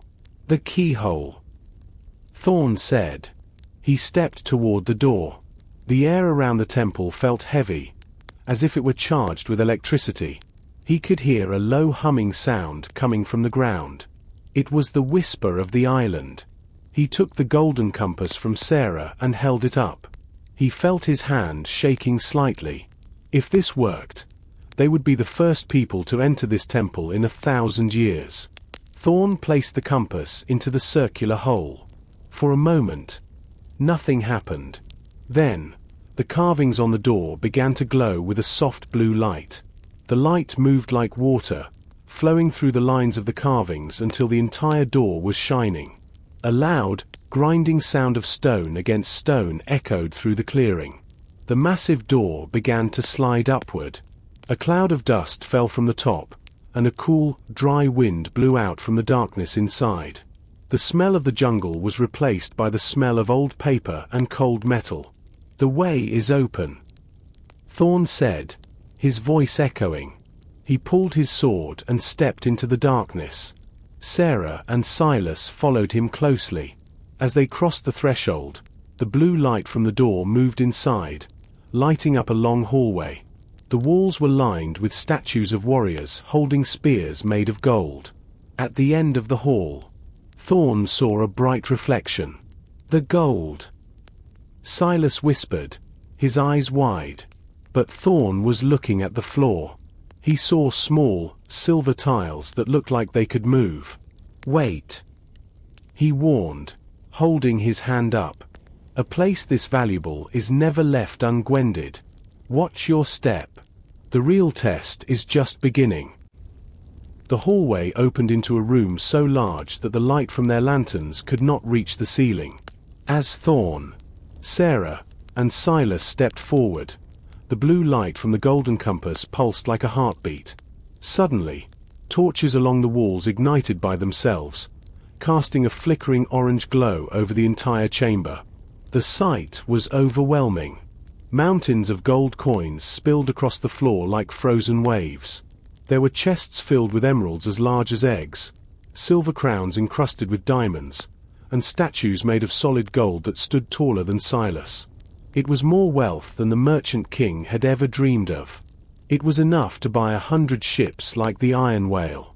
"We found it," Silas whispered, his voice trembling. He reached out to touch a golden plate, but Thorne grabbed his wrist. "Don't," Thorne warned. "Look at the floor." The treasure was not just lying on the ground. It was arranged around a specific pattern of silver and black tiles. These were the tiles Thorne had noticed earlier. They formed a giant circle in the center of the room. In the very middle of the circle stood a pedestal made of dark, glass-like stone. On top of the pedestal sat a single object, a skull made of a glowing, translucent crystal. "That isn't just gold," Sarah said, pointing to the walls. "Look at the carvings here." The walls of the chamber told a story. It showed the ancient people using the crystal skull to control the tides and the winds. It wasn't just a treasure room. It was a power station. The gold was simply an offering to the power held within the crystal. The merchant king doesn't just want the money, Thorne realized. He wants the skull. With this, he could control every trade route in the world. He could destroy any navy with a single storm. Sarah checked the golden compass. The blue needle was vibrating so fast it hummed. "The compass isn't a map anymore, Thorne. It's a key. The pedestal has a slot exactly the size of the compass base." As they moved toward the center, the sound of the island's whisper grew louder. It was no longer a soft hum. It was a rhythmic chanting that seemed to vibrate in their bones. The air grew heavy with the scent of ozone. "We take the gold we can carry and we leave," Silas said, his eyes darting between the riches and the dark corners of the room. "This place feels angry. We can't just take the gold." "Silas," Thorne said, looking at the crystal skull, "if we leave this power here, the Merchant King will eventually find it. But if we take the skull, we might start something we can't stop." Suddenly, the heavy stone door they had entered through slammed shut. The orange torches turned a deep, ghostly blue. From the shadows behind the mountains of gold, stone statues began to creak. The warriors with golden spears were moving. "Thorne!" Sarah yelled, pulling her pistol. "The Guardians are awake." Thorne drew his sword, the steel flashing in the blue light. "Get to the pedestal." "Sarah, use the compass. It's the only way to control this room." The stone warriors did not move like humans. Their joints made a dry, grinding sound, and their eyes glowed with the same ghostly blue light as the golden compass. There were 6 of them, tall and broad-shouldered, carrying spears that shone with a dangerous golden edge. They stepped off their platforms, surrounding the central pedestal where the crystal skull rested. "Stay on the black tiles," Thorne shouted, noticing that the silver tiles depressed slightly when a guardian stepped on them. "The silver ones are triggers." As if to prove him right, a guardian stepped on a silver tile, and a series of thin, iron darts shot out from the wall. They bounced harmlessly off the statue's stone chest, but they would have been fatal for a human. "Silas, keep them busy." "Sarah, get to the pedestal," Thorne commanded. Thorne lunged at the nearest guardian. His steel sword struck the statue's arm, sending a shower of sparks into the air, but the stone didn't even chip. The guardian swung its golden spear in a wide arc. Thorne dove onto a black tile, the spear whistling just inches above his head. On the other side of the room, Silas was using his massive hammer to push back another statue. He wasn't trying to break it. He was using his strength to keep the spear tip away. "They're too heavy to knock down." "Captain!" Silas yelled, his face turning red from the effort. Sarah didn't wait. She sprinted across the floor, jumping over the silver tiles like a dancer. She reached the dark stone pedestal, but as her hand neared the crystal skull, a barrier of blue light shimmered into existence, blocking her path. The whispering sound increased to a deafening roar. "It's a shield!" Sarah cried out. "The compass!" "Thorne! I need the compass!" Thorne blocked another spear thrust with the flat of his blade. He reached into his pocket and threw the golden compass through the air. "Catch!" Sarah caught the gold device mid-air. She didn't hesitate. She pressed the base of the compass into the circular slot at the base of the pedestal. For a heartbeat, the room went completely silent. The guardians froze mid-step. Then, the blue light from the compass bled into the pedestal, flowing upward into the crystal skull.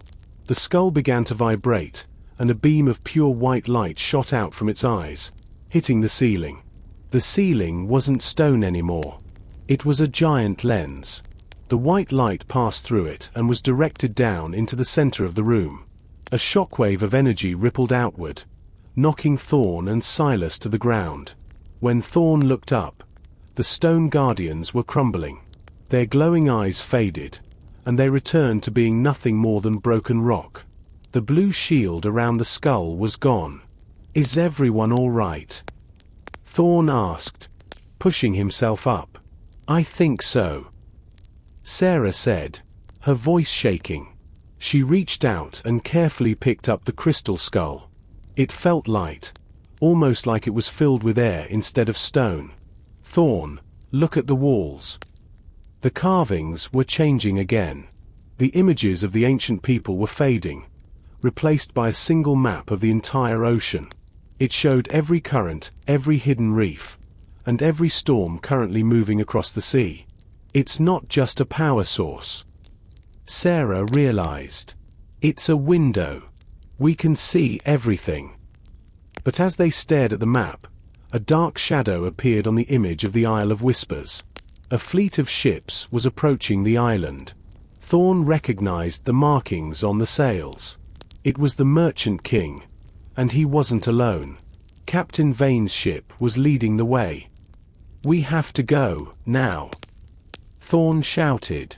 The rumbling in the temple was growing louder. On the glowing wall map, the dark shapes of the Merchant King's fleet were closing in like a closing trap. "We can't go back out the front door," Sarah said, pointing to the image. "Vane's men are already landing on the pink beach. They'll be at the temple entrance in minutes." Thorne looked at the crystal skull in Sarah's hands. Its white light was pulsing, synchronized with the rhythmic whisper of the island. He noticed a new set of lines glowing on the floor, leading away from the pedestal toward the back of the chamber. "The skull is showing us a way out," Thorne said. "Silas, grab 2 of those small chests. Only what you can carry without slowing down. Sarah, keep that skull covered. We don't want to be a lighthouse in the dark." They moved with frantic energy. Silas stuffed a leather sack with gold bars and a handful of large emeralds. Sarah wrapped the crystal skull in her heavy cloak. Thorne kept his sword drawn, watching the shadows. As they reached the back wall, a segment of the stone rotated silently, revealing a narrow, steep staircase leading downward. The air coming from the hole was salty and fresh. It led toward the sea. They scrambled down the stairs just as they heard the heavy action of the main temple doors being forced open far above. Shouts in English and Spanish echoed through the halls. The Merchant King's soldiers had arrived. The tunnel was long and damp. They ran until their lungs burned. Finally, the path ended at a small sea cave hidden behind a waterfall on the opposite side of the island. The roar of the falling water masked their sounds. "There's the iron whale," Silas pointed. The ship had moved. Maria, seeing the fleet approaching from the north, had cleverly tucked the ship into a narrow cove hidden by overhanging trees. But the exit was being blocked. The Dominion was anchored right in the center of the bay. Its cannons pointed toward the shore. "We can't sail past them," Sarah whispered. "They'll sink us before we reach the open sea." Thorne looked at the crystal skull. It was glowing through Sarah's cloak. He remembered the carvings in the temple, the ancient people controlling the tides. "The ocean doesn't care if people are good," Thorne whispered, repeating Sarah's words from weeks ago. "It only cares if they are strong. Sarah, can you use that thing to give us a chance?" "I don't know how to control it," she admitted, her eyes wide. "But I can feel the water reacting to it. If I focus on the mist." "Do it," Thorne commanded. "Silas, get us to the rowing boat. We're going back to our ship." They rowed through the surf, hidden by the spray of the waterfall. As Sarah held the skull toward the horizon, a thick, unnatural fog began to rise from the water. It wasn't the white mist of the abyss. It was a deep, swirling gray that swallowed the light. By the time they climbed the rope ladder onto the iron whale, the Dominion was completely blind. "Maria, lift the anchor," Thorne yelled as he hit the deck. "We're going through the middle of them." The gray fog was so thick that Thorne could barely see the front of his own ship. The iron whale glided through the water like a ghost. Every sailor was at their station, silent and ready. Sarah stood at the center of the deck, the crystal skull held high. It pulsed with a steady, rhythmic light that seemed to push the fog aside just enough for them to see their path. "Steady," Thorne whispered. "We are almost through the gap." Suddenly, the fog to their right ripped open. The massive hull of the Dominion appeared, its wooden sides looming over them like a mountain. Thorne could see the glow of lanterns in the enemy's gun ports. "They see us," Maria screamed. A thunderous roar shook the ocean as the Dominion fired a broadside. Heavy iron balls whistled through the air. One hit the top of the main mast, sending splinters of wood flying. Another smashed into the deck, narrowly missing Silas. "Fire back!" Thorne ordered. Silas and the crew pulled the triggers on their own cannons. The iron whale shook as it returned fire.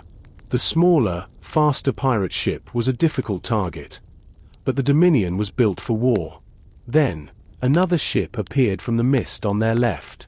It was the Shadow. Captain Vane had predicted their move. He was cutting off their escape. The iron whale was trapped between the Merchant King's power and the pirates' greed. "Sarah, the skull!" Thorne yelled over the noise of the battle. "We need the sea on our side." Sarah closed her eyes. She focused all her will on the crystal. The whispering of the island reached a crescendo, sounding like 100 voices singing in a storm. The skull flashed with a blinding white light. The water around the iron whale began to churn. A massive whirlpool formed directly between the Dominion and the Shadow. The sea became a spinning vortex of dark water and foam. The Dominion, being heavy and slow, was caught in the outer edge of the swirl. It began to tilt dangerously, its cannons pointing at the sky instead of the pirate ship. "Now!" Thorne shouted. "Maria, drop the top sails. We need every bit of speed." As the iron whale raced along the edge of the whirlpool, the Shadow tried to follow, but Captain Vane's ship was too light. The wind created by the vortex caught his sails and pushed him directly toward the rocks of the Isle of Whispers. Thorne saw Vane at the wheel, his face full of rage as he realized he had lost the race. "Captain!" Ben called out from below. "Jack has escaped his room. He's at the gunpowder barrels." Thorne swore and ran toward the hatch. He found Jack holding a lit candle over an open barrel of black powder. The traitor's eyes were red with tears. "They have my brother, Thorne," Jack cried. "If I let you escape, he dies. If you blow this ship, we all die, Jack." Thorne said softly, holding out his hand. "Give me the candle. We have the skull now. We have the power to go to Port Royale and take your brother back. The Merchant King cannot stop us." Jack looked at the candle, then at Thorne. He saw the truth in the captain's eyes. Slowly, he blew out the flame and slumped against the wall. Thorne took the candle and helped him up. "Get to the deck," Thorne said. "We're going to need every hand to get out of this." The iron whale shot out of the whirlpool like a stone from a sling. They broke through the final line of the fog and hit the open, blue water. Behind them, the Isle of Whispers and the enemy ships were swallowed by the mist and the spinning sea. The sun was setting as the iron whale finally approached the familiar coast of Port Royale. The sky was a bruised purple, and the lights of the harbor flickered like low-hanging stars. The ship was battered. Its sails were patched with mismatched fabric, and its hull bore the scars of the abyss. But it rode high in the water, and for the first time in years, the air on deck felt light. Thorne stood at the helm, his hand resting on the smooth wood of the wheel. Beside him, the crystal skull sat in a velvet-lined box. It was quiet now, its blue glow dimmed to a soft, rhythmic pulse. "The Merchant King's guards are waiting at the pier," Maria called out from the mast. "I see at least 3 squads of soldiers. They're expecting their gold and their power." Silas grunted, tightening the straps on his bag of emeralds. "They don't know the sea has a way of keeping what belongs to it." Thorne looked at Sarah. She had spent the last 3 days studying the skull. She knew its secrets, and she knew the danger it represented. "What do we do, Thorne?" she asked quietly. "If we give this to him, the world changes for the worse. If we don't, we remain outlaws forever." Thorne looked at the sack of gold coins at his feet, the portion they had set aside to buy Jack's brother's freedom and pay off the cruise debts. "We pay our debts," Thorne said firmly. But we do not sell the world's soul. Under the cover of darkness, before they reached the main docks, Thorne ordered the ship to anchor near a secluded cliffside. He, Sarah, and Jack took a small boat ashore. Thorne met a trusted contact, an old friend who worked in the king's administration. He handed over the gold meant for Jack's brother and enough to clear the legal debts of every man and woman on his ship. And the skull. The contact whispered, his eyes greedy. The king wants his prize. Tell the king the abyss swallowed it.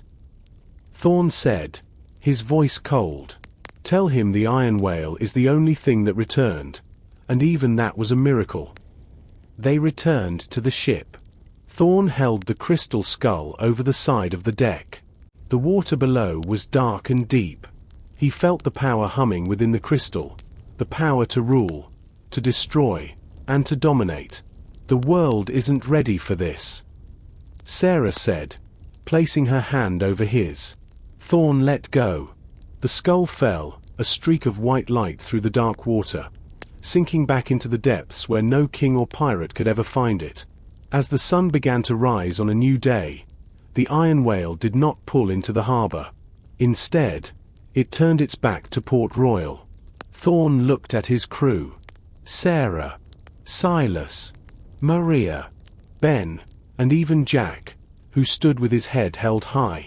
They were no longer debtors or thieves. They were the masters of the sea. Where to, Captain? Sarah asked, her compass finally pointing north to a clear, open horizon. Thorne smiled, the weight of the Merchant King's shadow finally gone. Wherever the wind is strongest, Sarah. We have the whole ocean, and for the first time, we are truly free. The iron whale caught the morning breeze, its sails filling with gold from the rising sun, and disappeared into the vast blue of the Caribbean. The iron whale had been sailing north for 2 weeks since leaving the shadow of Port Royale. The air was turning crisp, and the warm tropical breezes had been replaced by a sharp, invigorating chill. Thorne stood on the deck, watching the crew. They were different now, no longer driven by desperation or debt, but by a shared sense of purpose. They were free, yet Thorne felt a strange weight in his heart. Every night, the ocean seemed to hum. It wasn't the loud, demanding whisper of the island, but a low, vibrating echo that seemed to come from the very hull of the ship. Thorne looked toward the back of the ship, where Sarah was leaning over the railing, staring into the dark wake of the vessel. You feel it too, don't you? Thorne asked, walking up beside her. Sarah didn't look up. Her hands were gripped tight around the wooden rail. It didn't end, Thorne. Dropping the skull into the sea. It didn't silence the world. It's like we woke something up, and now it's following us. Thorne looked down at the water. Far below the surface, he saw a faint, rhythmic pulse of blue light, mirroring the heartbeat of the crystal skull they had discarded. It was miles behind them, yet it felt as if it were right beneath the keel. The compass, Sarah whispered, pulling the golden device from her coat. The needle wasn't spinning anymore, but it wasn't pointing north either. It was pointing straight down, vibrating with such intensity that her hand shook. It's calling to something else. The map in the temple showed more than just the Isle of Whispers. There were other markers, Thorne, other points of power across the globe. Before Thorne could respond, a sudden, violent jolt rocked the ship. It wasn't the hit of a wave or a rock. It felt as if a giant hand had reached up and yanked the iron whale backward. Report! Thorne bellowed, his old captain's instincts taking over. Current's gone mad, Captain. Silas shouted from the bow. The water, it's flowing backward. We're being pulled. The ocean around them began to swirl. This wasn't a natural whirlpool. The water was rising in vertical columns, forming a liquid cage around the ship. From the depths, a massive shape began to rise, a ship, but not made of wood or iron. It looked like it was fashioned from coral and translucent bone, glowing with the same ghostly light as the temple ruins. Ghost ship. Maria cried out from the crow's nest. But it's not a ghost. It's solid. It's coming up right under us. Thorne drew his sword, though he knew steel might be useless against such a foe. The ancient vessel broke the surface, its masts draped in bioluminescent seaweed. It didn't have a flag, but its presence filled the air with a cold, ancient dread. They want it back, Sarah said, her voice trembling. They don't want the skull, they want the ones who dared to touch it. A gangplank of shimmering water hardened into ice, connecting the coral ship to the iron whale. A figure stepped onto their deck, a tall, slender being wearing armor made of iridescent shells, its face hidden behind a mask of polished pearl. Captain Thorne. The figure spoke, its voice sounding like the crashing of waves on a distant shore. You have disturbed the great balance. The abyss does not forget. And it certainly does not forgive. The figure stood motionless on the deck of the iron whale, the pearl mask reflecting the moonlight in a way that made it seem as if the being had no eyes, only a cold, infinite depth. The crew stood frozen. Silas held his hammer high, but his arms trembled. Maria leaned out from the rigging, her breath visible in the sudden, unnatural cold. We gave it back, Thorne said, his voice echoing against the silent columns of water surrounding them. The skull is in the deep. We took nothing but enough to buy our lives. The figure tilted its head, the movement fluid and unsettling. You believe the abyss is a bank, Captain? That you can withdraw its power and simply return the currency? The moment you placed the golden compass into the pedestal, you did not just open a door. You broke a seal that has held for 3,000 years. The pearl-masked being stepped forward. Where its feet touched the wooden deck, a thin layer of frost spread in the shape of a star. The Merchant King's fleet did not find the Isle of Whispers by luck. They followed the ripples you created. Now, other doors are opening. Things that were meant to stay in the dark are crawling toward the light. Sarah stepped forward, the golden compass still clutched in her hand. What do you want from us? We are just sailors. You are the only ones who have navigated the eye of the ocean and returned with your minds intact. The figure replied. The Tidekeepers cannot interfere directly with the world of men. But you are already marked. Look at your hands. Thorne looked down. In the pale light, he saw a faint, glowing blue tracery beneath the skin of his palms, veins of light that pulsed in time with the ocean's hum. Sarah and Silas had the same markings. The accord is this. The being continued. There are 3 other points of power that the Merchant King scholars have identified. If the king reaches them, he will not just control the trade routes, he will unravel the tides themselves. You will go to these places. You will secure the artifacts before he does. Do this, and the abyss will grant you the one thing you desire most, a life where you are never hunted again. And if we refuse? Thorne asked, his grip tightening on his sword. Then the sea will become your tomb tonight. The figure said simply, the whirlpool is already waiting. Thorne looked at his crew. He saw the fear in Jack's eyes, the determination in Maria's, and the weary hope in Sarah's. They had fought for their freedom, only to find themselves bound to a much older, much more powerful master. We have no choice. Sarah whispered, if the tides unravel, there will be no ocean left to sail. Thorne lowered his sword. Tell us where to go.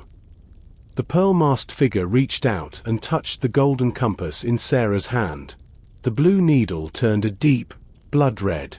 The first point is the sunken library of Alexandria. Not the one in the history books, but the one the ocean claimed when the earth shifted. Seek the Sentinel of Salt. Without another word, the figure retreated onto the gangplank of ice. The coral ship began to sink, the glowing seaweed fading into the dark water.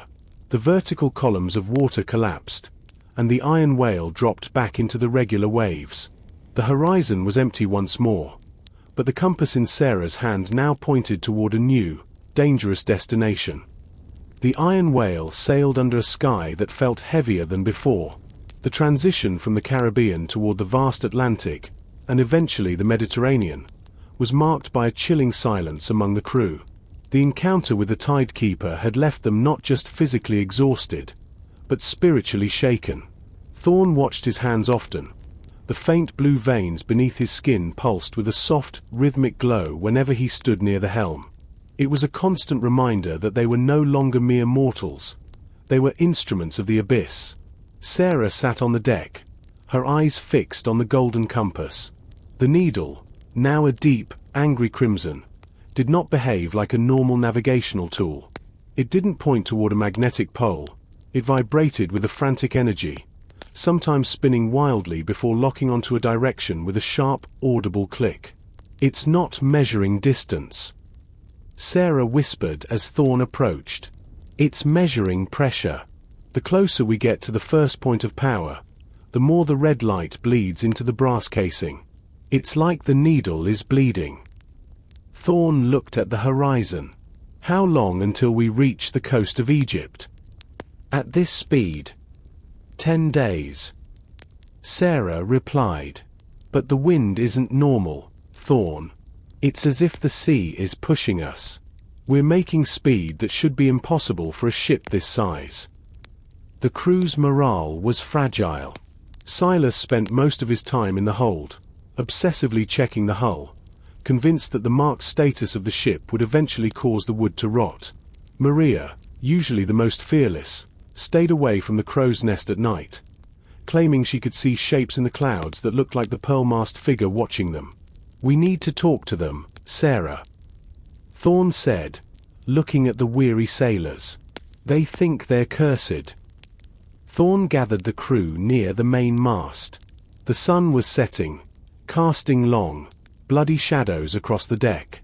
"Listen to me," he called out. "I know what you see in your hands. I know the fear you feel. We were dragged into a war we didn't ask for. But look at this ship. The Iron Whale is faster and stronger than she has ever been. The abyss didn't just mark us, it gave us the tools to survive." "Tools or chains, Captain?" Ben asked, wiping his hands on his apron. "We're doing the bidding of monsters to stop a king. We're doing it to save the ocean," Thorne countered. "If the Merchant King gets his hands on the Sentinel of Salt, there won't be a Port Royale to go back to. There won't be a trade route for Silas to build ships for. We finish this, and the mark fades." That was the promise. As the days passed, the water changed color. The deep blue of the Atlantic gave way to the ancient, teal hues of the Mediterranean. The air grew dry and carried the scent of dust and old stone. On the 10th night, the red needle stopped spinning entirely. It locked forward, glowing so brightly that it illuminated Sarah's face in a ghostly crimson. "We're here," she said, her voice trembling. "The sunken library is directly beneath us." Thorne looked over the side. Far below the waves, a massive, pale structure began to glow. It wasn't the blue of the abyss. It was a harsh, crystalline white. The Sentinel of Salt was waiting. The water beneath the Iron Whale was unnaturally still, like a sheet of polished turquoise. Below the surface, the ruins of the sunken library stretched across the sea floor, white marble columns and grand arches that had been swallowed by the earth and sea centuries ago. But it wasn't just stone down there. Everything was encrusted in a thick, glittering layer of white salt that glowed with an eerie, internal light. "We can't just dive down there," Silas argued, looking at the depth. "It's 60 feet if it's an inch. No man can hold his breath that long, and the pressure will crush a ribcage like dry kindling." Thorne looked at his palms. The blue veins were pulsing rapidly now, a rhythmic thrumming that matched the vibration of the ship's hull. "The Tidekeeper didn't send us here to drown, Silas. The mark, it's changing things." Sarah reached out and touched the water. As her fingers broke the surface, The blue light from her hand bled into the sea, creating a pocket of clear, shimmering air around her arm. "It's a gift of the abyss," she whispered. "The water won't touch us if we don't want it to." Thorne took a deep breath and stepped onto the railing. "Sarah, with me. Silas, stay with the ship.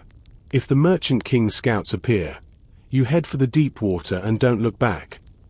Thorne and Sarah jumped. Instead of the cold shock of the Mediterranean, they felt a strange, gelatinous resistance. A bubble of air, translucent and glowing with abyssal blue, formed around them as they sank. They didn't fall, they drifted downward, their feet eventually touching the salt-covered floor of the ancient library. The silence was absolute. The library was a graveyard of knowledge. Thousands of scrolls, turned to pillars of solid salt, stood in alcoves. As they walked, the salt crunched under their boots like fresh snow. At the center of the ruins stood a massive circular plaza. In the middle of the plaza was a statue that stood 30 feet tall. It was a figure of a hooded scholar, carved entirely from a single, massive salt crystal. The Sentinel of Salt. Sarah breathed, her voice echoing inside their air bubble. The red needle of the golden compass was no longer pointing forward. It was pointing straight at the statue's chest. Inside the translucent crystal, Thorne could see a small, glowing amber spark. It was the artifact, the heart of the Sentinel. As they approached, the salt on the ground began to swirl. The scholar wasn't just a statue. Its massive head turned with the sound of grinding stone. The salt on the floor rose up, forming smaller, jagged figures, soldiers made of salt crystals, wielding swords that looked like frozen lightning. "It's a test," Thorne said, drawing his sword. His blade glowed with the blue light of the mark. "The library doesn't just store knowledge, it protects it." The Sentinel let out a low, vibrating hum that shook the very foundation of the ruins. The salt soldiers moved forward, their movements stiff but terrifyingly fast. Thorne stepped in front of Sarah, his eyes locked on the amber heart within the giant. They had come for the second piece of the puzzle, and the ocean's ancient guardian was not going to give it up without a fight. The salt soldiers surged forward, their crystalline bodies reflecting the blue light of the abyssal bubble. Thorne swung his sword, and to his surprise, the blade did not clatter against the salt. Instead, the blue glow of the mark seemed to vibrate at a frequency that shattered the soldiers upon contact. One strike turned a salt warrior into a cloud of fine white dust. However, for every one he destroyed, 3 more rose from the drifts on the floor. "They aren't just guards, Thorne," Sarah shouted over the grinding roar of the Sentinel. "They are the scrolls themselves. Every soldier is a piece of lost history." The giant Sentinel raised a massive hand of salt and brought it down toward their bubble. Thorne grabbed Sarah and dove to the side. The impact shook the sea floor, creating a shockwave that sent ripples through the water. The air bubble flickered, growing thin for a terrifying second. Thorne felt the crushing weight of the Mediterranean pressing against his chest before the blue light of the mark pulsed, reinforcing the barrier. "The heart." Thorne pointed to the amber spark inside the giant's chest. "We can't fight an army of salt forever. We have to take the source." Sarah held up the golden compass. The red needle was no longer just pointing. It was screaming, spinning so fast it looked like a solid disk of crimson light. "It's not a battle of strength, Thorne. The Sentinel is waiting for a command. The Tidekeepers gave us the mark. It's a key, not just a weapon." Thorne realized she was right. He stopped fighting the soldiers and stood still. He closed his eyes and focused on the humming in his palms. He felt the vast, cold intelligence of the abyss flowing through him. He reached out his hand, not with a sword, but with an open palm toward the giant. "We are the keepers of the balance." Thorne's voice boomed, amplified by the water. "We come for the heart of the Sentinel, to keep it from the hands of the king who would dry the seas." The giant sentinel froze. The salt soldiers crumbled into heaps of white powder. The low hum changed into a soft, melodic chime. The massive crystal chest of the statue slowly cracked open, the salt parting like a curtain. The amber spark floated out, hovering in the water. It wasn't just a gem, it was a solidified tear of the sun, containing the collective memory of the library. Sarah reached out and took the amber heart. As her fingers touched it, a flood of images rushed into her mind, maps of forgotten continents, the birth of the tides, and a vision of the merchant king's flagship, the sovereign, already crossing the pillars of Hercules toward them. "We have to go," Sarah said, her voice distant and hollow. "The king is closer than we thought. He has a scholar of his own, someone who knows about the third point of power." The library began to groan. Without the heart, the salt that held the marble together started to dissolve. The grand columns leaned, and the white arches began to fall. Back to the ship. Thorne grabbed Sarah's waist as the bubble began to float upward, rising rapidly through the dark water. Above them, the silhouette of the iron whale was a welcome sight. But beyond it, on the horizon, the dark masts of the king's scouts were already visible against the rising moon. The blue bubble broke the surface of the Mediterranean with a violent burst of spray. Thorne and Sarah scrambled onto the deck of the iron whale just as the first cannon blast from the merchant king's scouts skipped across the water, sending a plume of brine into the air. "They are here, Captain," Maria yelled from the rigging, her voice strained. "2 brigs and a frigate. They've been circling us like sharks ever since you went under." "We're moving," Thorne roared, wiping salt from his eyes. "Silas, get the mainsail down. Maria, tell the crew to prepare for a chase. We don't fight them here." Sarah was still clutching the amber heart of the sentinel. Its light had dimmed to a steady, warm glow, but its weight felt immense. As she stepped toward the helm, the amber pulse synchronized with the red needle of the golden compass. A holographic map, shimmering with golden lines, projected into the air above the deck. "Thorne, look," she whispered. The map didn't show the Mediterranean. It showed a jagged, volcanic chain of islands deep in the Atlantic, the Mid-Atlantic Ridge. One island was highlighted in a terrifying, molten red. The third point of power. The Pillars of Fire. It's where the Earth's blood meets the sea. "We have to clear the Pillars of Hercules first," Thorne said, looking at the approaching enemy ships. "If they bottle us up in the Mediterranean, we're finished." The iron whale lurched forward. Thanks to the abyssal mark, the ship moved with an unnatural agility. The water seemed to move with them, pushing against the hull to grant them extra knots of speed. However, the king's ships were not ordinary vessels anymore. The lead frigate, the Vengeance, had sails that glowed with a sickly, artificial green light. "He's using alchemy," Sarah said, her eyes widening. "The king's scholar, Drury, has found a way to mimic the abyss. Those ships are fueled by a corrupted version of what we have." A green bolt of energy shot from the Vengeance's forward chaser cannon. It hit the sea behind them, and instead of a splash, the water hissed and boiled, releasing a cloud of toxic vapor. "He's killing the ocean to catch us," Thorne growled. He took the wheel himself, feeling the blue veins in his arms thrum in protest. He steered the iron whale toward the narrow strait between Europe and Africa. The Pillars of Hercules loomed in the distance, but they weren't just mountains anymore. In the spirit world, they looked like 2 massive, spectral gates. "The heart," Thorne commanded. "Sarah, use the knowledge. How do we get past them?" Sarah placed her hand on the amber gem.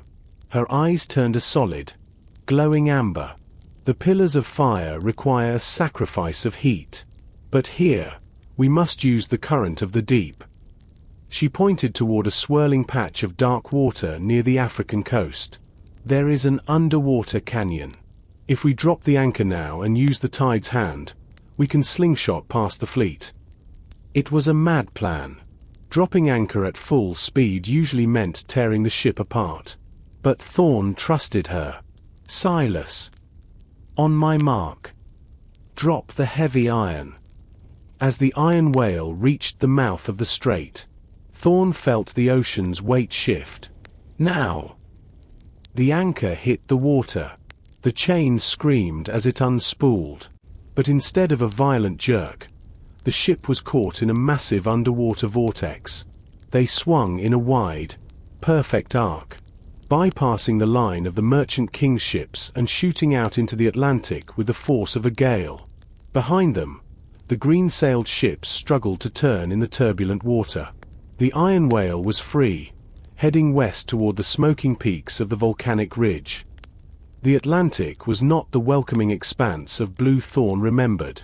Under the influence of the Merchant King's alchemist, the very atmosphere seemed to be curdling. The sky was a bruised, sickly yellow, and the waves did not break into white foam but into a thick, oily scum that clung to the hull of the iron whale.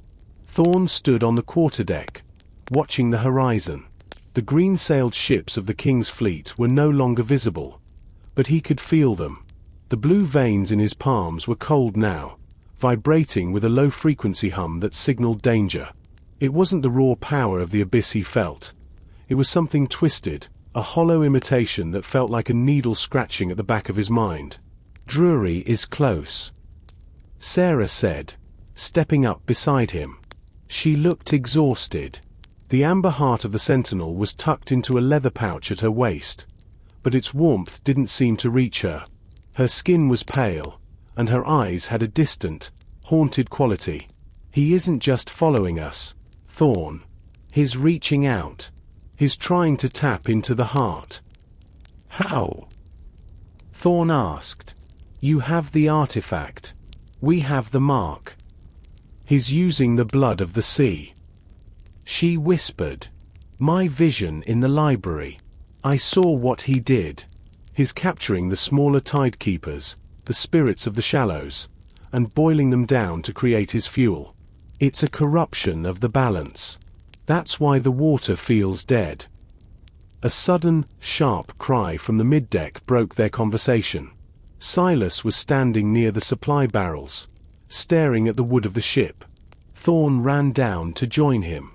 Look, Captain, Silas said, his voice trembling.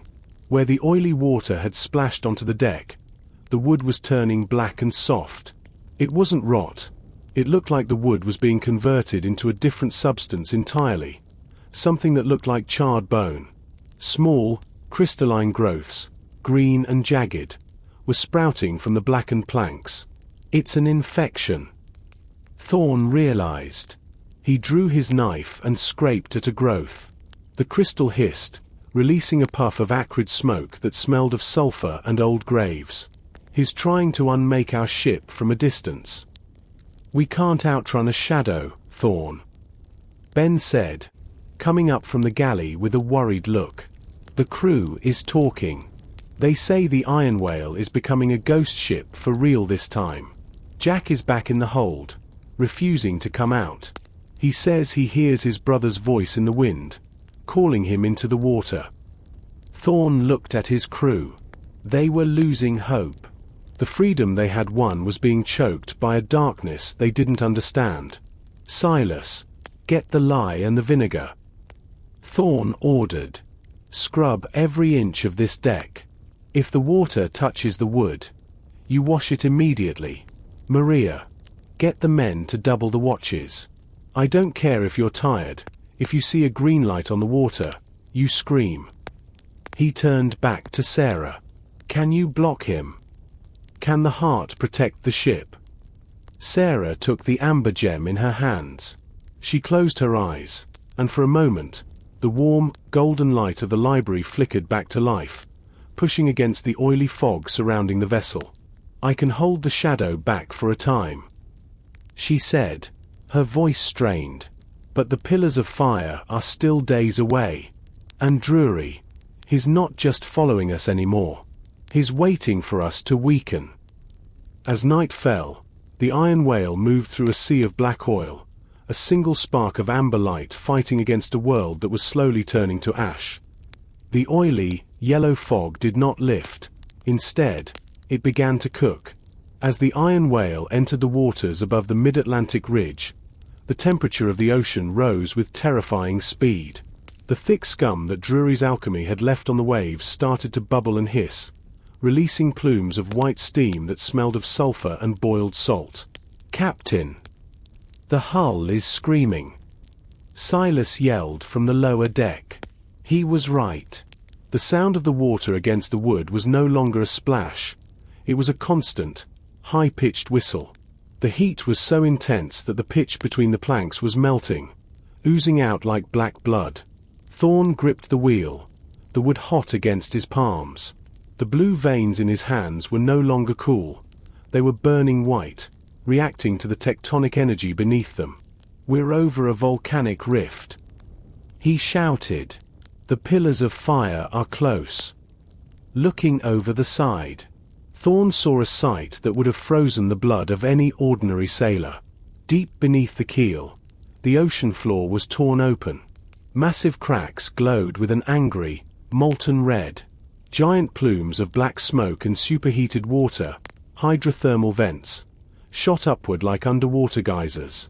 The water was literally boiling in patches, creating pockets of air that made the ship drop and lurch as if it were falling into holes in the sea. "Sarah, we need a path," Thorne called out. Sarah stood at the bow, her hair matted with sweat and salt. She held the amber heart of the sentinel aloft. The gem was pulsating with a fierce, orange light, trying to harmonize with the volcanic heat. "The pillars are not islands, Thorne," she cried back, her voice cracking. "They are the gates of the forge. We have to find the cold current or the ship will incinerate." Suddenly, a massive explosion rocked the sea a mile to their port side. A new volcanic island was being born, a mountain of black rock and fire thrusting upward through the waves in a violent display of the Earth's birth. The resulting wave was a wall of scalding water. "Brace!" Thorne roared. The iron whale climbed the boiling swell. As they reached the crest, the steam cleared for a fleeting second. Ahead of them, two gargantuan columns of rock stood like sentinels. They were not made of stone alone. They were wrapped in flowing rivers of lava that cascaded directly into the ocean, creating a permanent, deafening roar of steam and stone. This was the third point of power, the pillars of fire. But they were not alone. Emerging from the steam behind them was the Sovereign, the Merchant King's flagship. It looked like a nightmare. Drury had transformed the vessel. Its hull was now encased in a shell of green, alchemical glass that pulsed with a sickly light. It didn't seem to care about the boiling water. It cut through the heat like a hot knife through wax. "He's here," Sarah whispered, her eyes reflecting the orange glow of the lava. "And he's not trying to stop us anymore. He's waiting for us to open the gate for him." Thorne looked at the lava-draped pillars. To enter, they would have to sail through a narrow passage where the air itself was a furnace. "If we're going into the fire," Thorne growled, "we're taking him with us." The heat between the pillars of fire was so intense that the air itself seemed to shimmer and warp. The iron whale groaned, its timber drying and cracking like parchment. Thorne could smell the scent of toasted oak and melting tar. Every sailor had wrapped wet cloths around their faces just to breathe, but even the moisture in the fabric evaporated in seconds. "The passage is too narrow," Silas screamed, shielding his eyes from the orange glare of the lava falls. "The heat will ignite the gunpowder in the hold before we even reach the center." "Sarah, now!" Thorne commanded, his voice a raspy growl. Sarah stood at the prow, her hands trembling as she held the amber heart of the sentinel. She didn't just hold it, she pressed it against the golden compass. The two artifacts vibrated in a dissonant harmony. Suddenly, the blue marks on Sarah's skin flared with a blinding intensity. A sphere of frigid, Abyssal energy erupted from her, expanding until it encased the entire ship. The transition was violent. One moment they were in a furnace, the next, a layer of frost coated the charred deck. The steam outside the bubble turned into a swirling blizzard of ice crystals, creating a tunnel of cool air through the heart of the volcano. As they sailed deeper, the pillars opened into a hidden caldera, a massive, circular chamber where the ceiling was the open sky and the walls were solid obsidian. In the center, floating atop a lake of liquid fire, was a small island made of white volcanic glass. Atop the island sat a pedestal holding a glowing, jagged stone that pulsed like a dying star. This was the Cinder of the Deep, the third artifact. There it is. Maria pointed from the deck. But the Sovereign was right behind them. Drury's ship shattered the ice tunnel Sarah had created. The green alchemical glass protecting the King's flagship began to crack and hiss as it hit the raw thermal energy of the forge. Drury, a thin man with eyes like burnt coals, stood on the Sovereign's deck, holding a staff made of twisted, blackened silver. "You are merely delivery boys, Thorne." Drury's voice was amplified by magic, echoing off the obsidian walls. "Hand over the heart and the compass, and I might let you burn quickly." "Not today, Doctor," Thorne yelled. He didn't wait for the ships to dock. He grabbed a rope and swung toward the glass island, his boots skidding on the smooth, hot surface.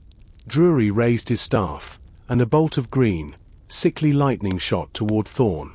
At the same moment, Sarah leaped from the iron whale, the heart of the sentinel glowing with a defensive gold. The two powers collided in the air, creating a shockwave that sent ripples through the lake of fire. Thorne reached the pedestal. The Cinder of the Deep was not cold. It was the source of the heat. As he reached for it, the blue veins in his hand turned a brilliant, searing white. He grabbed the jagged stone, and for a second, he saw the entire world, not as a map, but as a living system of fire and water. "Thorne, get back!" Sarah screamed. The caldera began to shake. By taking the cinder, Thorne had disturbed the pressure that kept the volcano stable. The lake of fire began to rise. Drury's ship, the Sovereign, was caught in the upward surge of magma. The green glass hull began to melt, the alchemy failing against the primal fury of the earth. Thorne dove back toward the iron whale, the cinder burning in his hand. "Go! Move the ship. The whole mountain is going to blow." Thorne hit the scorched deck of the iron whale with the force of a falling cannonball. His hand, clutching the Cinder of the Deep, was wreathed in white-hot steam. The jagged stone felt like a miniature sun trapped in his palm, its heat pushing back against the chilling mark of the abyss. "We have it!" Thorne gasped, his voice cracking from the fumes. "Sarah, get us out of here." But the Sovereign was not finished. Drury, seeing his alchemical glass shell liquefying into glowing green sludge, let out a scream that sounded more like a dying beast than a man. He slammed his silver staff onto the melting deck of his flagship. The corrupted green fire flared one last time, reaching out like 1,000 glowing claws to grab the iron whale's hull. "If I cannot have the power to rule the tides, then no one shall sail them." Drury shrieked. The green flames began to transmutation the very air between the two ships. The cooling mist Sarah had created was being turned into heavy, suffocating lead. The iron whale slowed, the sails becoming too heavy for the wind to carry. "He's dragging us down with him," Silas yelled, hacking at a green vine of magical energy that had snared the railing. Sarah stood between Thorne and the approaching Sovereign. She held the golden compass in one hand and the heart of the sentinel in the other. "Thorne, I need the cinder. We have to complete the Trinity of the Deep." Thorne didn't hesitate. He thrust the burning volcanic stone toward her. As the three artifacts came within inches of each other, a physical shockwave of pure, white neutral energy exploded from the center. The blue of the abyss, the amber of the library, and the crimson of the forge merged into a single, blinding light. The effect was instantaneous. The green, alchemical sludge clinging to the iron whale vanished, evaporated by a power that was ancient and pure. The heavy leaden air turned back into a cool, salty breeze. Below them, the caldera gave its final warning. A deep, tectonic groan preceded a massive column of magma that burst upward from the lake of fire. The sovereign, already structurally failing, was lifted by the molten surge.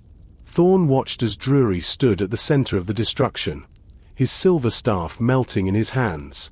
The alchemist's shadow was swallowed by the orange maw of the earth, his corrupted dreams ending in a hiss of steam and silence. "Hold on!" Thorne roared, grabbing the wheel. The eruption provided the very force they needed. Using the combined power of the artifacts, Sarah directed the blast of steam and heat behind the ship. The iron whale didn't just sail. It was propelled out of the caldera like a shot from a volcano's throat. They cleared the black obsidian walls just as the entire mountain collapsed inward, sending a shockwave across the Atlantic that would be felt as far as Port Royale. As they reached the cooler, open waters, the artifacts grew quiet. The sovereign was gone. Drury was gone. But as Thorne looked at his hands, the blue veins were no longer just glowing.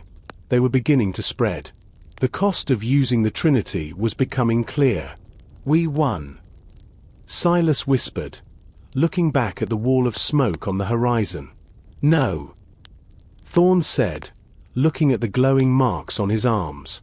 "We just survived the first wave. The Merchant King still has his main fleet, and now he knows exactly what we are carrying." The Atlantic was no longer a place of escape.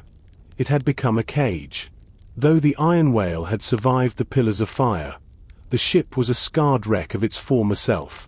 The wood was scorched, the sails were thin, and a strange, crystalline frost, a byproduct of the Trinity's power, clung to the rigging. Thorne stood at the helm, his breathing heavy. The blue marks had crawled up his neck, tracing glowing patterns against his jawline. "Captain, look to the east," Maria whispered from her perch. Her voice lacked its usual bravado. Thorne followed her gaze. On the horizon, a line of white sails stretched as far as the eye could see. It wasn't just a squadron or a hunt. It was the full might of the Merchant King's Royal Navy. Hundreds of ships, galleons, frigates, and heavy warships moved in a perfect, terrifying crescent moon formation. At the center sat a vessel that dwarfed even the Dominion. It was the Leviathan, a mountain of black oak and brass, its triple-decked cannons glinting in the morning sun. "He didn't just send a fleet," Silas said, coming up from the hold. "He brought the whole kingdom." A single signal flare, a cold and piercing white, shot up from the Leviathan. Moments later, the air rippled. It wasn't magic, but the sheer volume of sound as 100 drums began to beat in unison across the water. The Merchant King was no longer hiding behind alchemists or mercenaries. He was here to claim his divine right to the sea. "They aren't firing," Sarah noted, clutching the satchel containing the 3 artifacts. Her eyes were sunken, rimmed with the same blue light that marked Thorne. "They want the Trinity intact. They know that if they sink us, the power might be lost to the depths again. We can't fight 100 ships." "Thorne," Silas said, his hand resting on the hilt of his cutlass, "and we can't outrun them with the wind they're taking from us." A small, fast messenger boat broke away from the King's line, flying a flag of parley. It slowed as it approached the iron whale. A herald stood at the bow, his voice magically amplified to carry across the waves. "Captain Thorne, by order of His Majesty, the Merchant King, Lord of the 7 Tides, you are commanded to strike your colors and surrender the 3 stolen relics. Do so, and your crew shall be granted a swift exile. Refuse, and the iron whale will be erased from the maps, and your names will be cursed for 1,000 generations." Thorne looked at Sarah, then at the glowing artifacts in her bag. The Trinity was humming, a low-frequency vibration that seemed to be calling out to the Leviathan. He's using a lodestone. Sarah realized. A massive, artificial magnet tuned to the artifacts. That's how they found us so quickly. We're pulling them right to us. We aren't surrendering. Thorne said, his voice a low growl that vibrated with abyssal power. But we aren't fighting them here either. Sarah, where is the final point? The place where the Trinity must be taken. Sarah opened the golden compass. The red needle was gone, replaced by a pure, blinding white light that pointed toward the very center of the Atlantic, a place where the charts showed nothing but empty, bottomless water. The world's heart. She whispered. The place where the tides were born. If we don't reach it before the king, he'll use the Trinity to stop the ocean's rotation itself. He doesn't just want to rule the trade, he wants to own time. Turn the ship. Thorne commanded. Full sail into the center of the crescent. If they won't fire, we'll use their own formation to slingshot away. The iron whale didn't just turn, it leaned into the wind with a predatory grace that defied its battered frame. Thorne gripped the wheel so hard the wood groaned under his touch. The blue light from his hands was now so bright it illuminated the entire quarterdeck, casting long, rhythmic shadows across the faces of his crew. They won't fire.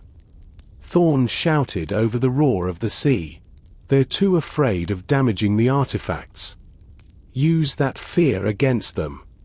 The pirate ship charged directly toward the center of the King's Crescent formation, aiming straight for the massive Leviathan. On the decks of the surrounding warships, Thorne could see the confusion. Sailors ran to their cannons, only to be stopped by the frantic signals of their officers. The iron whale was a needle threading a gap of white sails and black iron. As they drew closer to the Leviathan, the pull of the king's lodestone became a physical weight. It felt as if a giant invisible chain was dragging the iron whale toward the flagship's hull. Sarah. The Trinity. Thorne roared. Sarah opened the satchel. The three artifacts, the skull, the heart, and the cinder, began to circle one another in the air, held together by a spinning vortex of blue, amber, and red light. The lodestone is trying to anchor us. She cried. I have to invert the polarity, or we'll be crushed against their side. She pressed her glowing hands toward the artifacts. The iron whale shuddered. For a terrifying second, the ship seemed to lose its weight entirely, hovering inches above the water. Then, with a crack like a thunderbolt, the magnetic pull of the Leviathan was reflected back. The king's massive flagship was pushed backward by its own power, creating a massive wake that the iron whale rode like a surfboard, catapulting them past the blockade and into the open water beyond. But the ocean ahead was no longer empty. The golden compass in Sarah's hand was no longer a tool. It had become a beacon. The world's heart was finally manifesting. It wasn't an island or a reef. Ahead of them, the ocean was rising. A massive mountain of water, 500 feet tall and miles wide, was bulging upward from the surface. It was a liquid peak, a nexus where every current on the planet met in a singular, vertical fountain. There it is. Sarah whispered, her eyes reflecting the impossible sight. The core of the tides. If we can reach the summit, we can reset the balance. The iron whale began the impossible climb. The ship tilted upward, sailing on the vertical slope of the water mountain. Gravity felt strange, pulling them both down toward the sea and inward toward the heart of the fountain. Behind them, the king's fleet hesitated, but the Leviathan, fueled by its own dark alchemy, began to follow, its massive hull tearing through the rising water. He won't stop, Silas said, looking back at the black flagship. He'd rather drown the world than lose the prize. Let him come, Thorne said, his voice now a resonance that seemed to come from the deep itself. He's about to find out that the heart of the world doesn't beat for kings. The sensation was like nothing Thorne had ever experienced in all his years at sea. The iron whale was no longer cutting through the waves. It was ascending a vertical wall of water. Gravity had become a confused, fickle thing. To the crew, it felt as if the deck were a steep hill, and the vast Atlantic behind them was a falling blue sky. Every sailor was lashed to the masts or the railings with thick ropes, their bodies dangling over the abyss of the ocean floor miles below. "Don't look down," Silas bellowed, his fingers dug deep into the wood of the middeck. "Look at the mast. Just look at the mast." The water mountain was alive. It hummed with a deep, subsonic thrum that made the ship's timbers vibrate until they sang. Bioluminescent creatures, ancient fish and glowing jellies that usually stayed in the deepest trenches, were caught in the upward surge, swirling around the hull like stars in a liquid galaxy. The air was thick and heavy, saturated with so much salt and spray that breathing felt like drinking. "The pressure is building," Sarah shouted, her voice echoing strangely in the dense air. She was positioned at the prow, the three artifacts spinning in a frantic halo around her head. The blue, amber, and red lights were merging into a brilliant white crown. The heart of the world is reacting to the Trinity. It's trying to pull us into the center. Thorne looked back. The Leviathan was struggling, but it was not stopping. The King's flagship was using its massive lodestone to literally claw its way up the slope. Its black hull looked like a beetle climbing a glass wall. Suddenly, the Leviathan fired its forward chaser cannons. The heavy iron balls didn't follow a straight line. The strange gravity of the liquid mountain pulled them in a curved arc, sending them whistling past the iron whale's stern and into the depths below. "His wasting shot," Thorne growled, his eyes fixed on the summit. The top of the mountain was not a point, but a massive, hollow bowl of water, a whirlpool turned inside out. In the center of this bowl, suspended in mid-air by the sheer force of the rising currents, was a sphere of pure, crystalline light. It was the core, the physical heartbeat of the world's tides. "We're almost there," Sarah cried. Her skin was now almost entirely translucent, the blue abyssal marks shining through her like a skeleton of light. "Thorne, the Trinity is ready to merge. But once we enter the core, there's no turning back. The iron whale might not survive the transition." "She's a sturdy girl," Thorne replied, looking at his ship. "She's carried us this far. She'll see us to the end." A massive roar erupted from behind them. The Leviathan had ignited its alchemical engines, a burst of sickly green fire pushing it upward with a desperate surge of speed.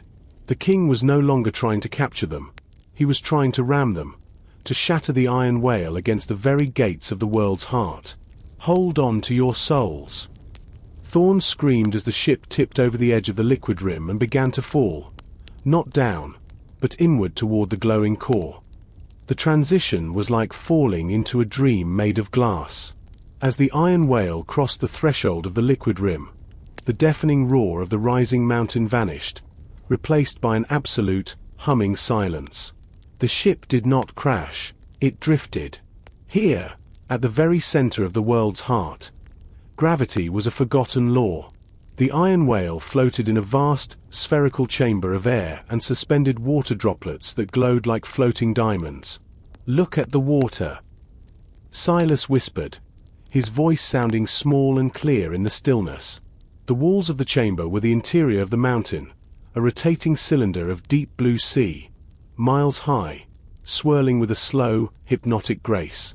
In the center of this void hovered the core, a pulsing, iridescent star the size of a small house.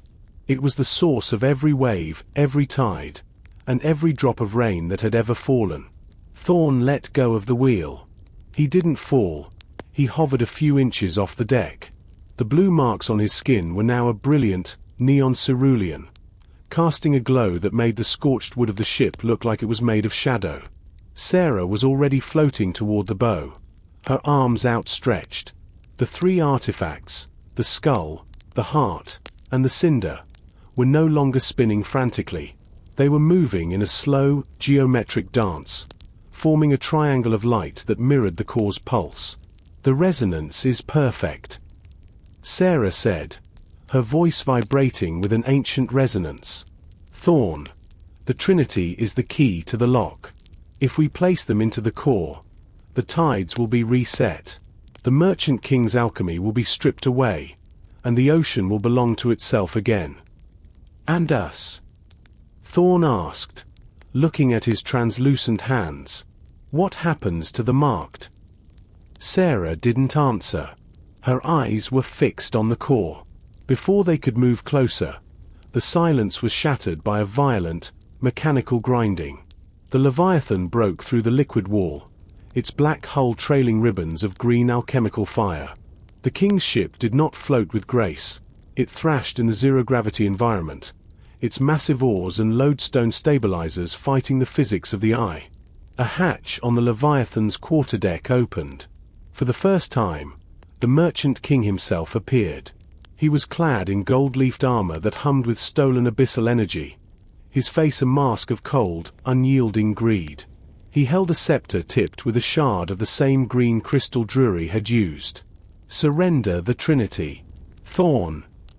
The king's voice boomed, carried by the vibrating air. "The tides are mine by right of commerce and conquest. You are playing with a fire that will drown the world. The world is already drowning in your greed. Your Majesty!" Thorne shouted back, pushing off the deck to glide towards Sarah. The king raised his scepter. "Then the core shall be your tomb." The Leviathan's side ports opened, but they didn't fire iron balls. They fired harpoons attached to chains of glowing green alchemy. The hooks bit into the iron whale's scorched timber, the green fire beginning to spread like a virus across the wood. The king wasn't trying to sink them anymore. He was reeling them in, pulling the pirate ship and the artifacts toward his own dark vessel. "He's tethering us," Silas cried, grabbing a hatchet to hack at the chains. But the green fire burned his hands. "Captain, we can't break the connection." The green alchemical fire was a parasite. As the Leviathan's harpoons sank deeper into the iron whale's hull, the emerald flames didn't just burn the wood, they began to drain the light from the air itself. The abyssal blue of the ship's marks began to flicker and dim, turning a sickly, translucent grey. Thorne felt a sudden, sharp hollow in his chest, as if his very life force were being siphoned through the glowing chains. "He's stealing the resonance!" Sarah screamed. She was struggling to keep the three artifacts in formation. The skull, the heart, and the cinder were vibrating violently, their orbits becoming erratic. "He's using our ship as a bridge to reach the core." The Merchant King stood on the bow of the Leviathan, his golden armor reflecting the chaotic mix of white and green light. He pointed his scepter toward Thorne. "You are merely a vessel, Captain. A tool of the deep that has served its purpose. I will take the Trinity, and with it, I will dictate the rise and fall of every empire on Earth." Thorne looked at his hands. The blue veins were receding, replaced by a cold, dead numbness. He realized that if he did nothing, the iron whale would be consumed entirely, and the king would use the artifacts to corrupt the world's heart. He looked at Silas, who was desperately trying to chop through a chain with a heavy axe, only for the metal to shatter against the magical heat. "Silas! Stop!" Thorne commanded. "The steel can't break it. But I can." "Thorne, no!" Sarah cried, sensing his intent. "The corruption will destroy you." "It's already in me, Sarah," Thorne said, his voice dropping to a low, resonant hum. "The abyss marked me for a reason. I wasn't meant to just carry the key. I was meant to be the gate." Thorne didn't run. He stepped into the air. In the weightless environment of the eye, he propelled himself toward the nearest green fire tether. As his hands gripped the glowing chain, the emerald energy surged into his body. His vision turned green, and he felt a scream building in his throat as the king's alchemy collided with the abyssal mark. But Thorne didn't pull away.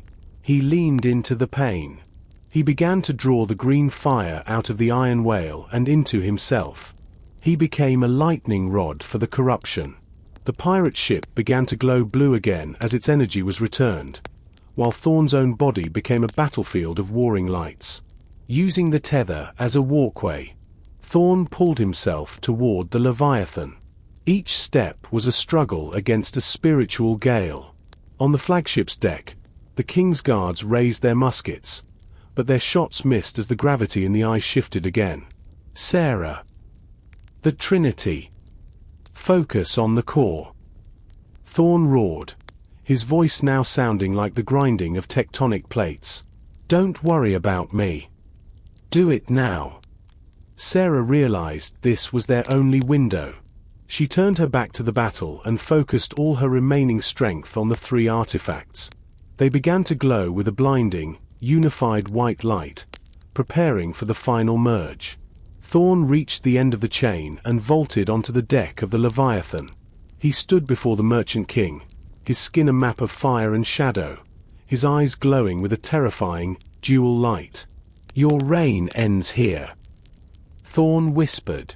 The king leveled his scepter, the green crystal at its tip pulsing with a lethal brilliance. Then we shall both burn in the heart of the world. On the weightless, slanted deck of the Leviathan, 2 versions of power collided. The Merchant King, encased in his heavy gold-leafed armor, moved with a mechanical precision granted by his alchemical enhancements. He was a statue come to life, representing order, law, and the cold grip of empire. Opposite him, Thorne was a blur of shifting blue and green light. He was no longer just a man. He was a storm contained in a human frame, representing the wild, untamable freedom of the deep. You speak of freedom, Captain. The king sneered, his voice metallic behind his visor. He swung his scepter, a wave of green energy cutting through the air. Thorne twisted mid-air, the lack of gravity allowing him to spin over the attack. But look at you. You are a puppet of the abyss, just as my sailors are puppets of the crown. The only difference is I hold the strings. The difference, Thorne replied, his voice echoing with the resonance of the 3 artifacts nearby, is that I chose to carry the weight. You just want to own the scales. Thorne lunged. His sword, now glowing with a searing white light, met the king's scepter. The impact released a shockwave that shattered the glass windows of the Leviathan's great cabin. The green crystal atop the king's staff flared, trying to drain the abyssal energy from Thorne's blade. But Thorne was no longer holding the energy back. He opened the floodgates of the corruption he had absorbed from the tethers. The green alchemical fire and the blue abyssal light spiraled around their locked weapons like 2 fighting snakes. The king's armor began to hiss as the conflicting energies pitted the gold.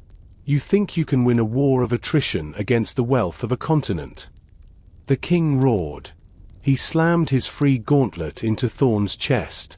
The blow would have crushed a man's ribs, but the blue mark on Thorne's skin hardened into a crystalline shield, absorbing the force and sending the king tumbling backward into the air. Meanwhile, the Leviathan was screaming. The ship was not designed for the eye of the core. Its massive timbers, held together by iron and greed, were being pulled apart by the core's pure gravitational tide. Brass fittings popped like corks, and the green alchemical engines in the hold began to leak, filling the zero-gravity sphere with floating orbs of toxic emerald liquid. The ship is dying, Your Majesty! Thorne shouted, hovering steady as the king struggled to find his footing in the air. Leave the Trinity. Let the core reset the world, and we can all walk away. I do not walk away from my investments. The king screamed. He pointed his scepter not at Thorne, but at the core itself. If I cannot have the Trinity, I will bleed the world's heart dry. A beam of concentrated green fire shot from the scepter, aimed directly at the pulsating star in the center of the chamber. If the corruption hit the core, the damage would be irreversible. The tides wouldn't just stop. They would become a poison that would kill every living thing in the sea. Thorne didn't think. He threw himself into the path of the beam.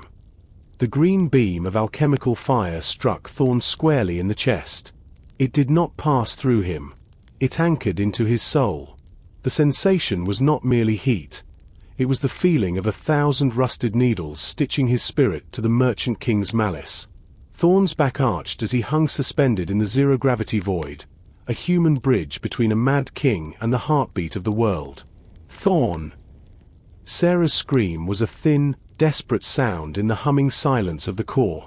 She reached out, but the turbulence of the competing energies kept her at a distance. Inside Thorne's mind, a war was being waged.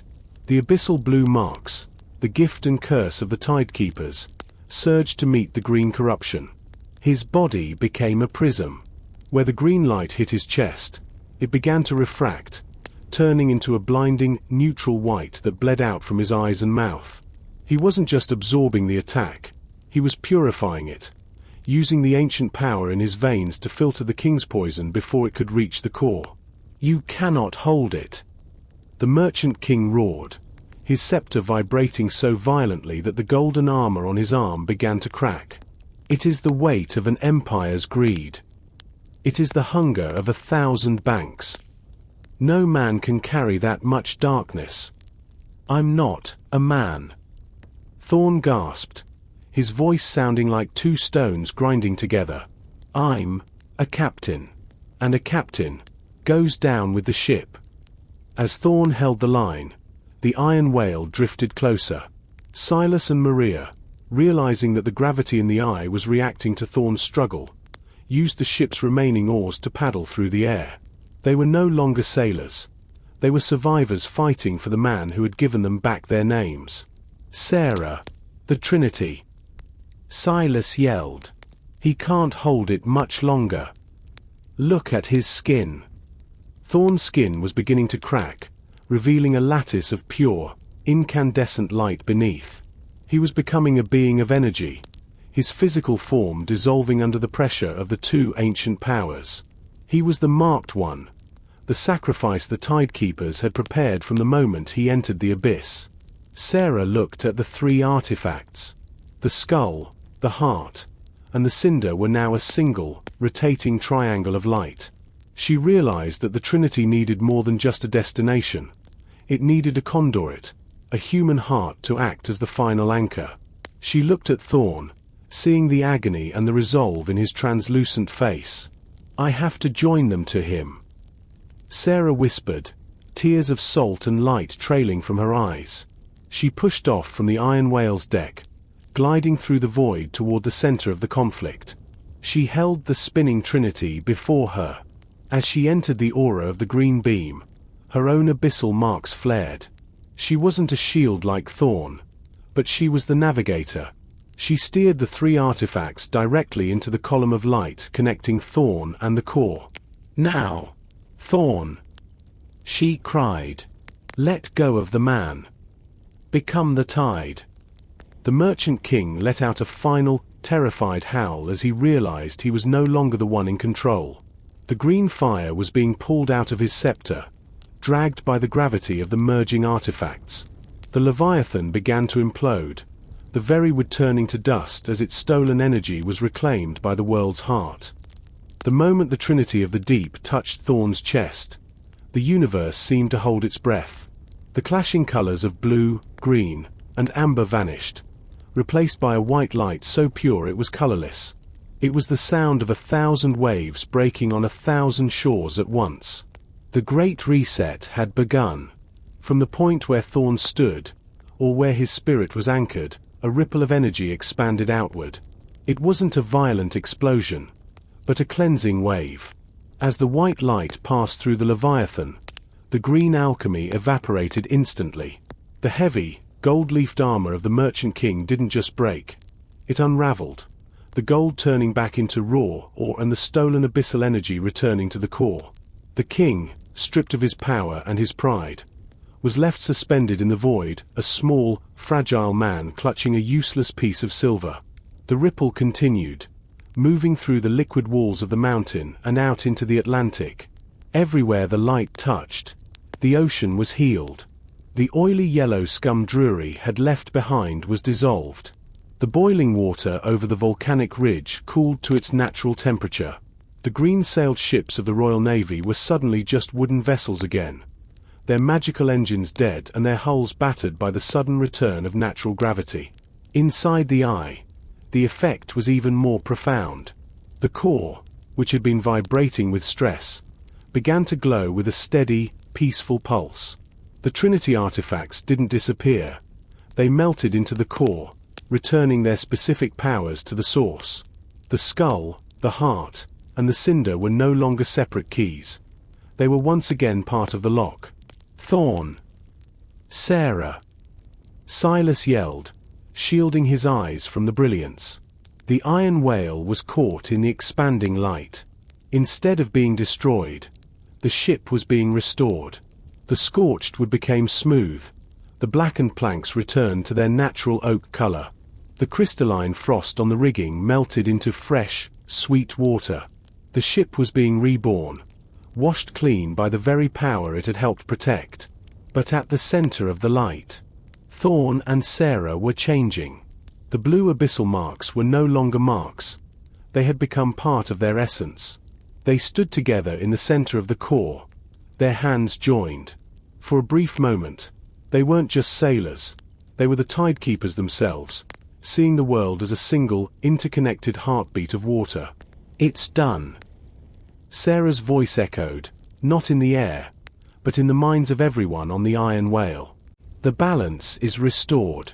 The sea belongs to no one. Suddenly, the upward pressure of the liquid mountain vanished. The 500-foot peak of water began to subside, collapsing back into the Atlantic in a controlled, majestic descent. The eye of the core began to close, the crystalline light folding inward like a flower at sunset. The iron whale began to drop, riding the retreating surge of the mountain. Far above, the sky turned from a sickly yellow to a deep, healthy indigo.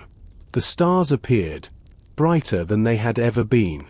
As the ship hit the surface of the now calm ocean, a massive splash sent foam flying into the night air.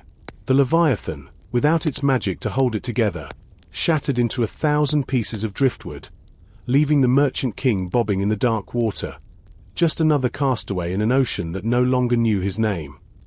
The Atlantic was impossibly still. After the thunderous collapse of the liquid mountain, the silence felt like a heavy shroud. The iron whale drifted in the center of a wide, shimmering circle of bioluminescent foam. The ship was perfect, every rope was taut, every plank was polished, but it felt less like a pirate vessel and more like a holy relic. Silas was the first to find his feet. He looked at his hands. The blue marks were gone, leaving only the scars of his years of labor. He looked at Maria and Ben, who were waking up on the deck, blinking in the starlight. They were human again.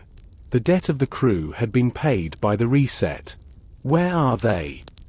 Maria whispered, her voice cracking. All eyes turned to the quarterdeck. Thorne and Sarah stood by the wheel, but they were not like the others. While the crew had been cleansed, the captain and the scholar had been consumed. They didn't just have blue marks on their skin. Their skin seemed to be made of the ocean's depth. Thorne's eyes were the color of the deepest trenches, and when he moved, a faint trail of abyssal light followed him. Captain! Silas stepped forward, but stopped 10 feet away. The air around Thorne felt cold and ancient, vibrating with a frequency that made Silas's teeth ache. We are here, Silas, Thorne said. His voice was no longer a human sound. It was the resonance of 1,000 tides. But we are not the same. The water beside the ship began to churn, and the pearl-masked tidekeeper rose from the depths, standing atop a pedestal of salt. The being looked at Thorne and Sarah with something that might have been respect, if such a creature could feel it. The balance is restored. The tidekeeper spoke. The Merchant King's corruption is purged, and the world's heart beats true. You have done what was asked of you. And the price? Sarah asked. She looked at her hands, which were now semi-translucent, revealing a skeleton of shifting starlight. We cannot go back to the world of men, can we? You have touched the core. The figure replied. You have filtered the poison of a continent through your own souls. You are no longer mere travelers of the sea. You are the sea itself. To walk the streets of Port Royale would be to bring the crushing weight of the depths to the dry land. You would drown the very people you seek to save. A heavy realization settled over the crew. The Iron Whale was a ship of legends now, but its leaders had become myths. They had saved the world, but in doing so, they had exiled themselves from it forever. The crew is free, Thorne said, looking at Silas, Maria, and the others. The gold in the hold is yours. The ship is yours. Take the longboats and row toward the east. You will find a merchant convoy within a day's journey. Tell them you are survivors of a wreck. Never speak of the core. We aren't leaving you, Captain, Maria cried, her eyes filling with tears. You must, Thorne said, and for a fleeting second, a glimpse of the old pirate captain, the man who loved a good joke and a strong drink, shone through the abyssal blue. This ship belongs to the tide now. And so do we. One by one, the crew lowered the longboats. There were no cheers, only somber handshakes and whispered thanks. Silas was the last to leave. He looked at Thorne one final time. You were the best of us, Thorne. I'll make sure they remember that. Make sure they remember the ocean, Silas. Thorne replied. That's enough. As the longboats vanished into the night mist, Thorne and Sarah stood alone on the deck of the Iron Whale. The tidekeeper bowed and sank back into the water. The final chapter of their mortal lives had ended, and the eternal watch was about to begin. The last ripple from the crew's longboats faded into the obsidian surface of the Atlantic. Silence, deeper than the trenches they had guarded, settled over the Iron Whale. Thorne stood at the helm, his hands no longer gripping the wood but merging with it. The ship was no longer just a vessel of oak and iron. It was becoming a part of the abyssal architecture, its masts turning into pale coral and its sails into shimmering sheets of bioluminescent mist. Beside him, Sarah looked out at the horizon. Her eyes were twin galaxies of swirling blue and gold. She was no longer the frightened scholar from Port Royale or the desperate survivor of the abyss. She was the memory of the sea. Every secret ever whispered into the waves, every map lost to the deep, lived within her mind. The world feels so small from here, she whispered. Her voice didn't travel through the air. It resonated through the very water molecules surrounding the ship. Because it is, Sarah, Thorne replied. It is a world of lines and borders, of kings and coins. But the ocean has no borders. It is the only truly free place left. As the first light of dawn broke over the horizon, it didn't bring the heat of the sun. For Thorne and Sarah, the light was a cool, welcoming silver. They saw the longboats in the distance, small specks of humanity reaching a merchant convoy. They saw Silas and Maria begin their new lives, carrying the story of the Iron Whale like a sacred flame. The gold they took would build schools and hospitals, a final act of rebellion against the merchant king's greed. The king himself had been found by a passing scout ship, a broken man who spoke of monsters and starlight. No one believed him. He spent the rest of his days in a quiet cell, watching the tide rise and fall through a small window, terrified of the power he had once tried to chain. The Iron Whale began to move. It didn't need the wind. It followed the heartbeat of the world's heart, the rhythmic pulse that governed the life of every creature in the deep. We are the Watchers now, Thorne said, looking at the vast expanse ahead. We are the storm that protects the weak and the calm that guides the lost. We are the legend that keeps the greedy from the gates. Sarah placed her hand over his. Their touch was no longer skin against skin, but the meeting of two eternal currents, a captain and a scholar. She smiled. Navigating the infinite. The ship began to fade. To any sailor watching from a distance, it would have looked like a trick of the light, a ghost of a ship vanishing into the morning mist. But beneath the surface, the Iron Whale was a brilliant streak of blue light, diving deep into the trenches, then rising to touch the crests of the highest waves. The legend of Captain Thorne and the Golden Compass would be told in every tavern from Tortuga to Singapore. Some would call it a warning, others a hope. But every sailor, when the moon was high and the water was still, would listen to the whisper of the deep and know that someone was out there, guarding the balance. Thorne steered the ship toward the eternal horizon, where the sea meets the stars, and the adventure, the real adventure, never truly ends.